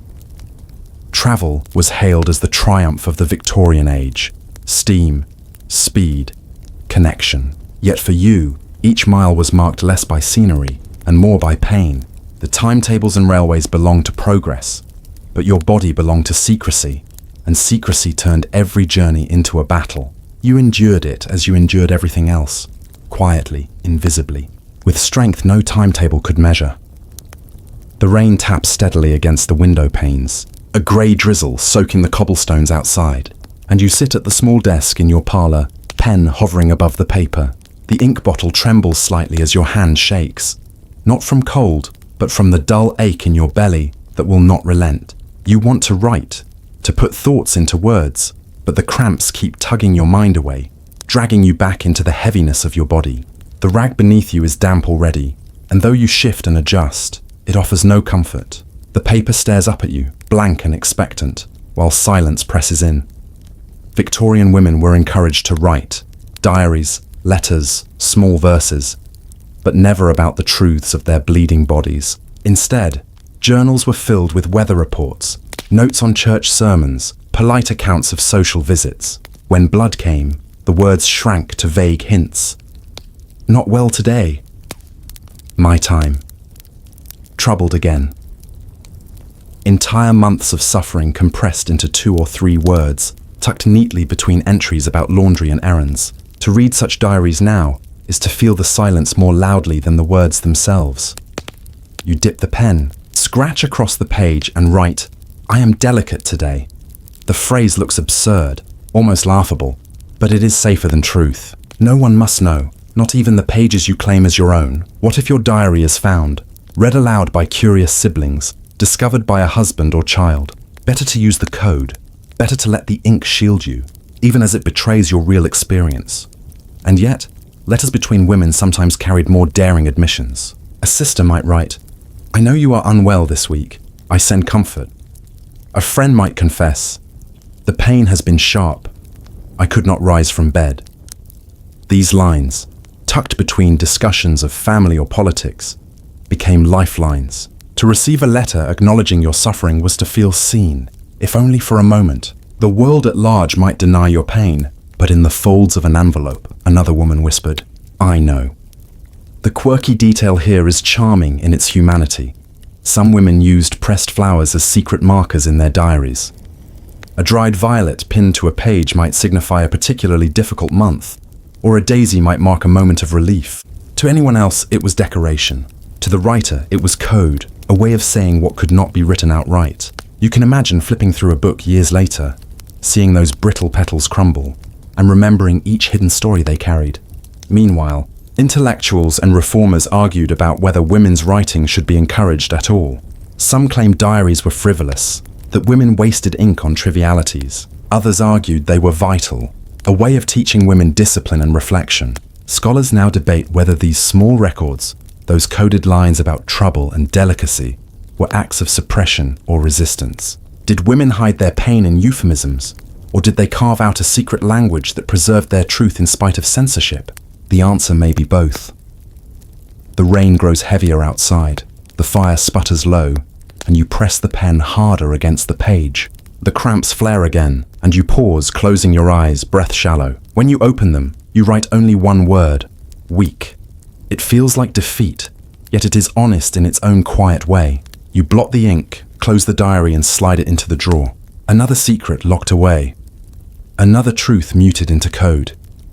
Night settles deep around the house, the rain easing into a mist, the sound of horses splashing through puddles faint in the distance. You light a candle, the small flame trembling as though it shares your weariness. The diary lies closed on the desk, the ink drying, the pressed flowers peeking faintly from between the pages. You stare at it, half ashamed, half comforted. Your words are there, but they are not whole. They are veiled, softened, wrapped in politeness like everything else in your life. You rise carefully and move toward the hearth, shawl drawn tighter around your shoulders. The rag beneath you is soaked again, and you know it will need washing before morning. You dread the cold water, the stiff fabric between your hands, but there is no one else to do it. As you crouch near the basin, the candlelight catching in the suds, your mind drifts back to the words you wrote earlier. Delicate, weak. Such gentle words for such violent pain. And yet, what else could you put? The language itself was your jailer. The very vocabulary of the time made plain speaking impossible. Letters arrive from friends sometimes. Neat copperplate handwriting marching across the page, every line proper. But here and there you glimpse the undercurrent. A cousin writes, "I have been indisposed for a few days." Another, bolder, says, "I could not manage my chores this week." The words are sparse, but you know what they mean. You fold those letters carefully, keep them tucked away, treasures of honesty amid oceans of silence. Each one feels like proof that you are not alone. It is almost funny, in a bitter way, how the smallest scraps of language became lifelines. A pressed violet, a cryptic phrase, a letter tucked with sympathy between notes about jam recipes and children's coughs. These were not grand speeches or fiery declarations, but they were survival. They carried truth in fragments, enough to sustain a sense of kinship. Imagine two women in different towns, writing their coded lines, each unaware the other is doing the same, yet both carving small spaces of honesty where the world left none. And still, debates swirled among the learned men of the age. Some insisted that women's diaries and letters were proof of their frivolity, that they wrote of nothing but trivialities and ailments. Others began to argue, tentatively, that such writing captured the hidden rhythms of women's lives, the domestic and bodily truths history usually ignored. Even today, historians pore over those faint ink lines, wondering whether silence speaks louder than words. Were women crushed into vagueness, or did they create an entire hidden lexicon the men around them never noticed? The question lingers, unresolved, like a whisper half heard in a quiet room. You rinse the rag, wring it out, and hang it behind the drying linens. Your hands ache, but your mind feels steadier somehow. The diary waits in the drawer, holding your coded words, your secret pressed flowers. Tomorrow, perhaps, you will add another entry. Tomorrow, perhaps, you will press another petal, letting its brittle body stand in for your own unspoken suffering. In a world that demands silence, even the smallest code becomes a rebellion. You blow out the candle and slip into bed, the smell of wax lingering in the dark. The pain remains, sharp as ever, but the thought of your secret words comforts you. They may not be much, but they are yours. Your hidden language, your private truth, your silent resistance. The chapel bell tolls across the village, its sound low and solemn, calling the faithful to gather. You walk slowly along the damp path, skirts heavy with mist, bonnet strings tugging at your chin in the autumn breeze. Inside the church, the air smells of wax and stone, the pews polished smooth by countless hands. You take your place quietly, sliding into the narrow wooden bench, hymnal clasped between your fingers. Around you, voices rise in prayer, but your mind is split, half on the words, half on the ache in your belly that tightens like a fist. In Victorian England, the church was not just a building. It was a moral compass, a judge, a constant presence shaping how women thought of their own bodies. Sermons spoke often of purity, of cleanliness of soul, of the dangers of indulgence. Rarely did they speak of the body's ordinary functions, but silence itself carried weight. When menstruation was acknowledged at all, it was often cloaked in biblical imagery, uncleanliness, separation, the idea of a woman's body as marked by sin or weakness. You sit in your pew, listening to the droning cadence of the clergyman, and feel the sting of those unspoken judgments press against your own hidden discomfort. The rag beneath you is coarse, folded hastily before you left home. It shifts now, damp and uneven, and you press your knees together, praying for stillness. The wooden pew is unforgiving, hard against your thighs, the fear of staining its polished surface gnawing at you more than the sermon's words. You shift slightly, shawl drawn closer, heart pounding as though the congregation can see your secret. And here enters a small but telling detail. Some women, when attending church during their bleeding time, carried dark cushions or folded shawls to sit on, just in case. These cushions were not spoken of, not shared openly, but slipped discreetly beneath skirts, a safeguard against shame in the house of God. Imagine the irony. A woman sitting in solemn prayer, cushion beneath her as shield, her piety measured not just in devotion, but in her success at hiding the rhythms of her own body. The moral weight pressed heavily. Some ministers even warned that women's monthly cycles were evidence of their fragility, proof that Eve's curse lingered in flesh and blood. Others, more progressive, argued quietly that such natural functions were not sin, but simply life, part of God's design. Historians still debate how deeply these views penetrated everyday faith. Was menstruation truly considered a mark of uncleanliness in every church, or did some communities turn a gentler eye? The truth may have varied, like the sermons themselves, some thunderous with condemnation, others softer, almost merciful. You bow your head as prayers are spoken, but the words blur together. The ache in your stomach grows sharper, and you shift again, wincing. A hymn rises, voices lifting in harmony, and you sing faintly. Though each note costs you effort, you wonder if anyone notices your pallor, the way your hand clutches the pew for support. To them, you are simply a quiet worshipper. To yourself, you are waging a small, silent battle between body and expectation. When the service ends, you rise carefully, smoothing your skirts, checking the pew with a furtive glance before stepping away. The wood is clean. Relief floods you, though it is tinged with shame at having worried more about a stain than about your prayers. Outside, the cool air washes over you, and you breathe deeply, shoulders loosening. Another service endured, another performance complete. Faith may be eternal, but bodies are relentless, and yours demands attention even in the shadow of the steeple. The churchyard is quiet now, the congregation dispersing in clusters of muted chatter. You linger at the gate, the damp earth soft beneath your boots, and watch as the last of the parishioners vanish down the lanes. The ache in your belly throbs steadily, a reminder that faith offers no reprieve from the body's cycles. You walk home slowly, each step careful, the shawl wrapped tighter around your shoulders. The church bells fade behind you, leaving only the soft patter of drizzle on leaves. At home, the fire has burned low, and the rag beneath your skirts is soaked. You change it quickly, hands trembling, heart pounding with the fear of being seen even in your own home. You wring the fabric into a basin of cold water, the stains blooming like crimson clouds, and hang it discreetly near the hearth to dry. The children chatter nearby, your husband hums over his book, and none of them know the quiet shame that weighs on you.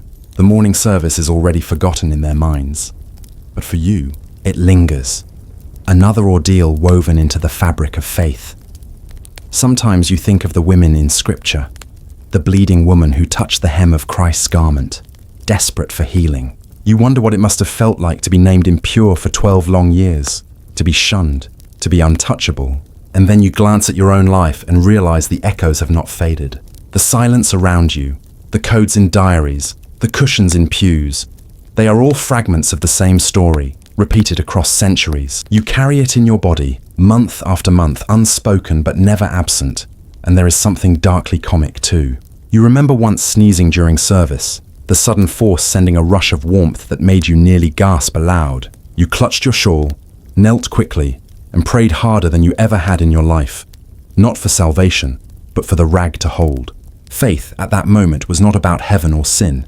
It was about surviving a sneeze with dignity intact. The absurdity of it almost made you laugh, even as your eyes watered with pain. Historians argue now about how deeply the church reinforced stigma. Some claim Victorian religion was merciless, branding menstruation as weakness, binding women in silence. Others suggest the reality was softer, that many communities ignored it altogether, that sermons rarely touched on such subjects. The truth likely lies in the quiet spaces between, where the official word was silence, but the cultural weight was heavy all the same. Whether thundered from pulpits or whispered in kitchens, the message lingered. Your body is something to hide. Night falls, and you lie in bed, staring at the dark beams overhead. The ache in your belly pulses still, but exhaustion weighs heavier. You think of the pew, the hymns, the coded diary entries, the pressed flowers between pages. You think of cushions carried in secret, lavender handkerchiefs tucked discreetly into gloves, whispered letters from women who dared to write the truth. Faith may have offered comfort for the soul, but for the body, there was no scripture of relief. There was only endurance. You close your eyes, listening to the faint wind rattling the window, and surrender to uneasy sleep. Tomorrow will bring work and pain and silence once again. But tonight, for a moment, you rest with the knowledge that even in the strictest pews, even in the quietest diaries, women carved small sanctuaries for themselves. Sanctuaries built of silence, secrecy, and strength. The gaslight flickers overhead, hissing faintly, its glow casting long shadows along the brick walls of the street. You step carefully onto the pavement, skirts brushing against your ankles, the city alive with noise all around you. Carriages clatter past, their wheels throwing up mud and horse dung. Street vendors call out their wares, and the air is thick with coal smoke, damp, and humanity. Your body aches with every step, the rag between your thighs heavy, each jolt of motion threatening to undo the fragile knot that keeps it in place. Walking through the city during your bleeding time is a trial all its own. The press of people leaves little space to pause, and the endless mud beneath your boots stains hems already damp from the night's rain. You carry yourself with care, chin lifted, eyes forward, hoping your composure is armor enough to hide your discomfort. In every corner you pass, fishmongers with their sharp brine scent, taverns spilling laughter and ale into the gutters, chimney sweeps darting like shadows. You know that a single slip, a single stain, would mark you not just with embarrassment but with shame. The city is not gentle with its women. Public conveniences for men exist here and there, urinals built along walls, easy access for those who need relief. For women, nothing. Privacy is a luxury the streets refuse. If the rag shifts or leaks, there is nowhere to go. You walk faster, shoulders tense, searching for a shadowed alley, a side door, a sympathetic shopkeeper who might let you hide in the back for a moment. Often there is nothing. You grit your teeth, praying the rag holds until you reach home. And here lies one of those curious tidbits from history. Some women carried small vials of vinegar in their reticules, dabbing the liquid onto handkerchiefs to mask odor while out in public. The sharp tang mingled with coal smoke and horse dung, disguising the scent of blood as something more ordinary, more acceptable. You picture a woman pausing at the edge of a bustling street, dabbing her nose delicately with her vinegar-scented handkerchief, appearing every inch the refined lady, while hiding the raw truth of her body beneath her skirts. Meanwhile, larger arguments churned in newspapers and reformist meetings. Should cities provide public conveniences for women at all? Some claimed such facilities would be indelicate, encouraging immorality. Others argued that women's participation in public life demanded it, that to deny them was a cruelty. Historians still wrestle with this question. Were Victorian cities shaped deliberately to exclude women's bodies, or were they simply blind to their needs? The truth may lie in both negligence and intention. But for you, weaving through crowds, none of that matters. The lack is immediate, personal, and painful. As you pass through Cheapside, the glow of shop windows spills onto the pavement. Silk dresses gleam behind glass, jewels sparkle in lamplight, books and toys beckon. The city flaunts its progress, its wealth, its culture. Yet you, bleeding quietly beneath your plain shawl, see only how little of this progress belongs to you. Your body is unwelcome here, unaccommodated, unseen. You are expected to move through the streets as though nothing is amiss, to shop and smile and walk with grace, while inside every step is its own ordeal. By the time you reach the edge of your own lane, the ache in your belly has spread like fire, and your thighs burn from the constant friction of damp cloth. You press a hand briefly to your stomach, pausing in the shadow of a lamppost, and breathe. The rag has shifted again, and you know you must change it soon. You hurry the last few yards, boots splashing in puddles, and duck into the doorway of your small house. The city roars outside, but at last, for a moment, you can close the door, lean against it, and exhale. The door closes behind you with a solid thud, muffling the city's chaos, but the echo of the streets lingers in your ears. You strip off your damp shawl, drape it over a peg, and hurry toward the hearth where the faint embers glow. The rag is soaked now, clammy against your thighs, and you know it must be changed before the fire dies out entirely. You crouch in the corner, fumbling with skirts and knots, hands stiff from cold and nerves. The basin is waiting, half filled with water that has already cooled, and into it you drop the stained cloth. Crimson blooms outward in ghostly swirls, dissipating into the grey. You reach for another strip from the basket, rough, frayed, but clean enough, and fold it with practiced hands, not tuck adjust. The motions are automatic now, as familiar as cooking or sewing.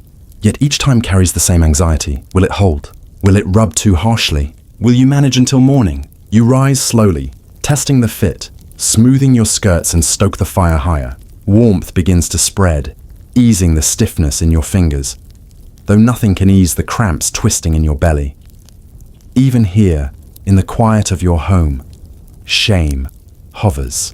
The rag drying near the hearth must be hidden quickly if visitors arrive. The basin must be emptied discreetly.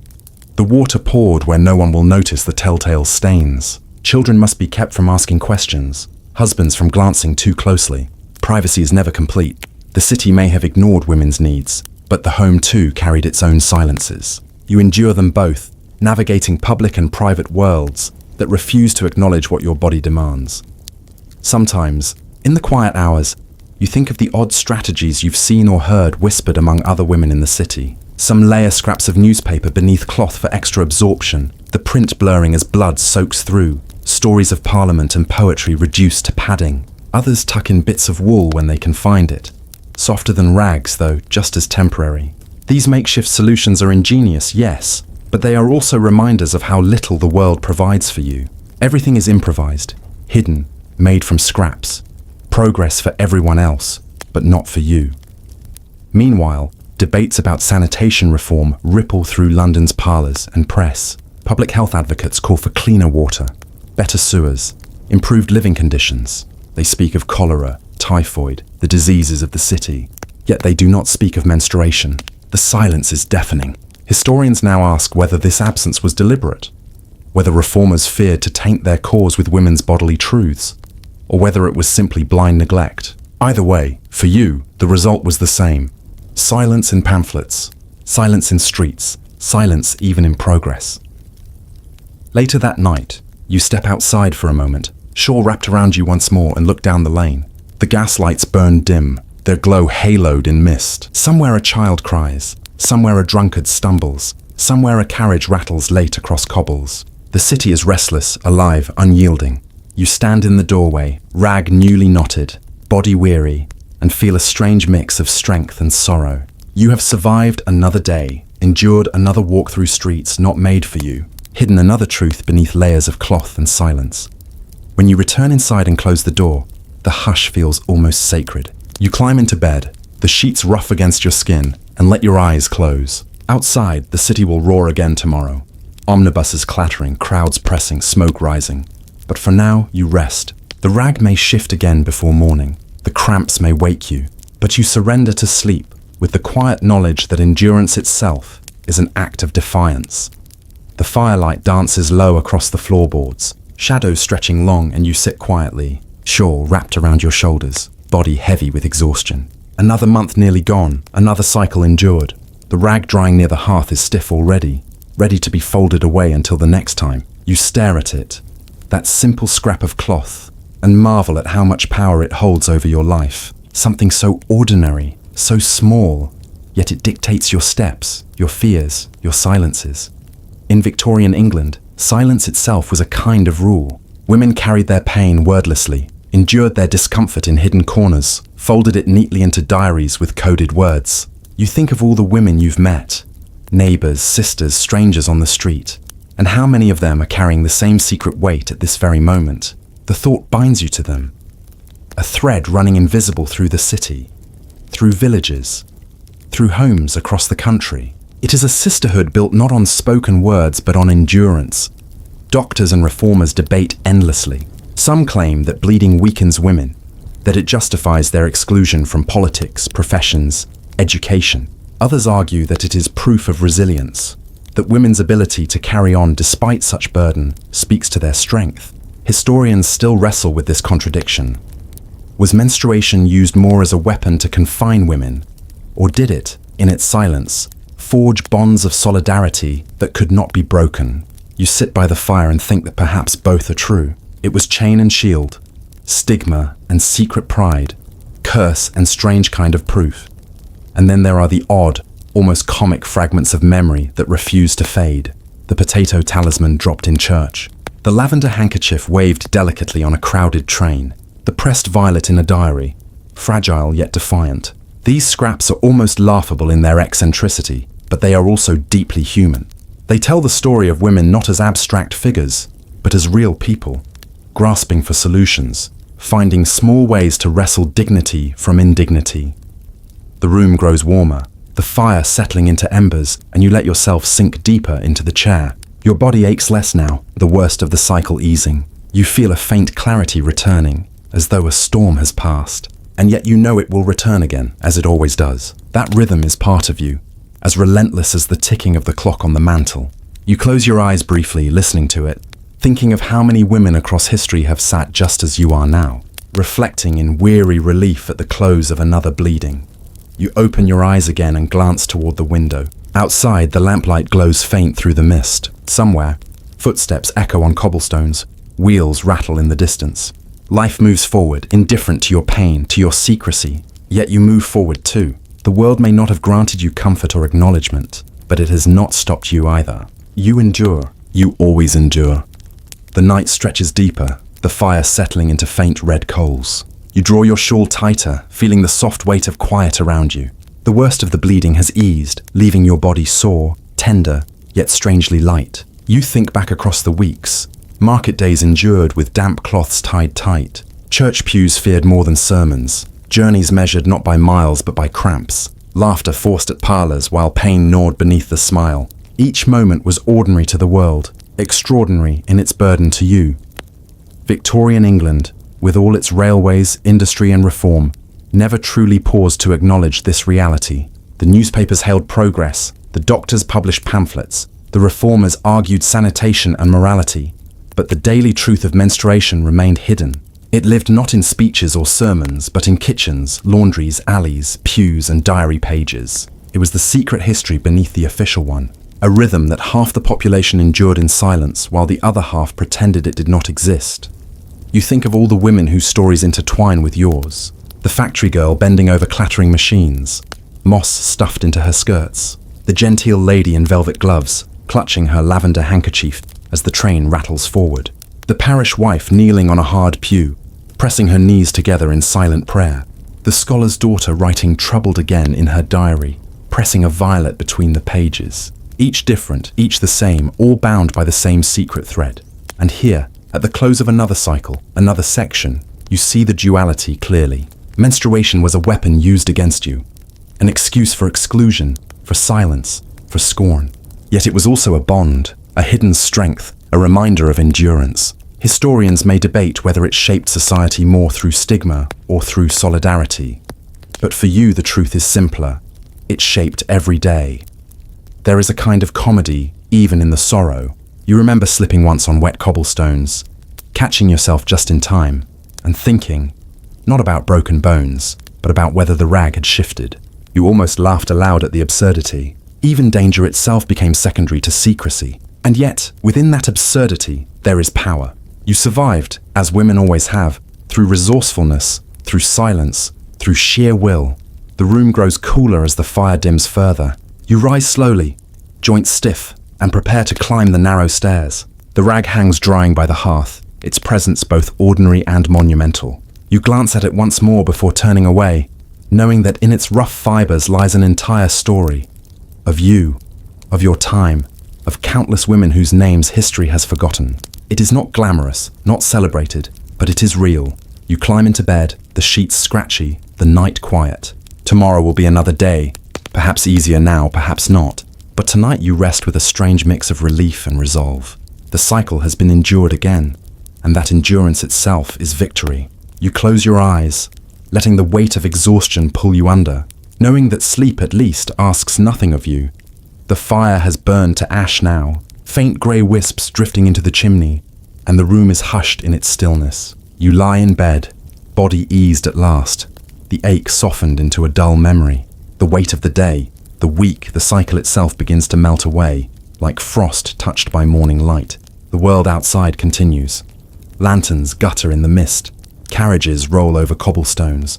A dog barks faintly down the lane. But here, in this small space, time seems to slow. Your breathing grows steady, each inhale a little deeper, each exhale a little longer, as though your body knows it can finally release the tension it has carried. The burdens of secrecy, the endless vigilance, the quiet endurance, all loosen their grip in the dark. What remains is only stillness, soft and forgiving. You feel the rough linen sheets beneath your palms, hear the faint tick of the clock on the mantel, sense the rhythm of your own heart as it settles into calm. If you close your eyes, you can picture the faces of all the women who came before you. Some bent over wash basins, some sitting in pews, some jostled in carriages, some scribbling coded words in diaries by candlelight. Their stories are layered like petals, delicate yet resilient, and you are part of that same bloom. Together, across time, you carried what was unspeakable, survived what was unacknowledged, endured what was unseen. That knowledge is not heavy, it is strangely light, like a hand resting gently on your shoulder.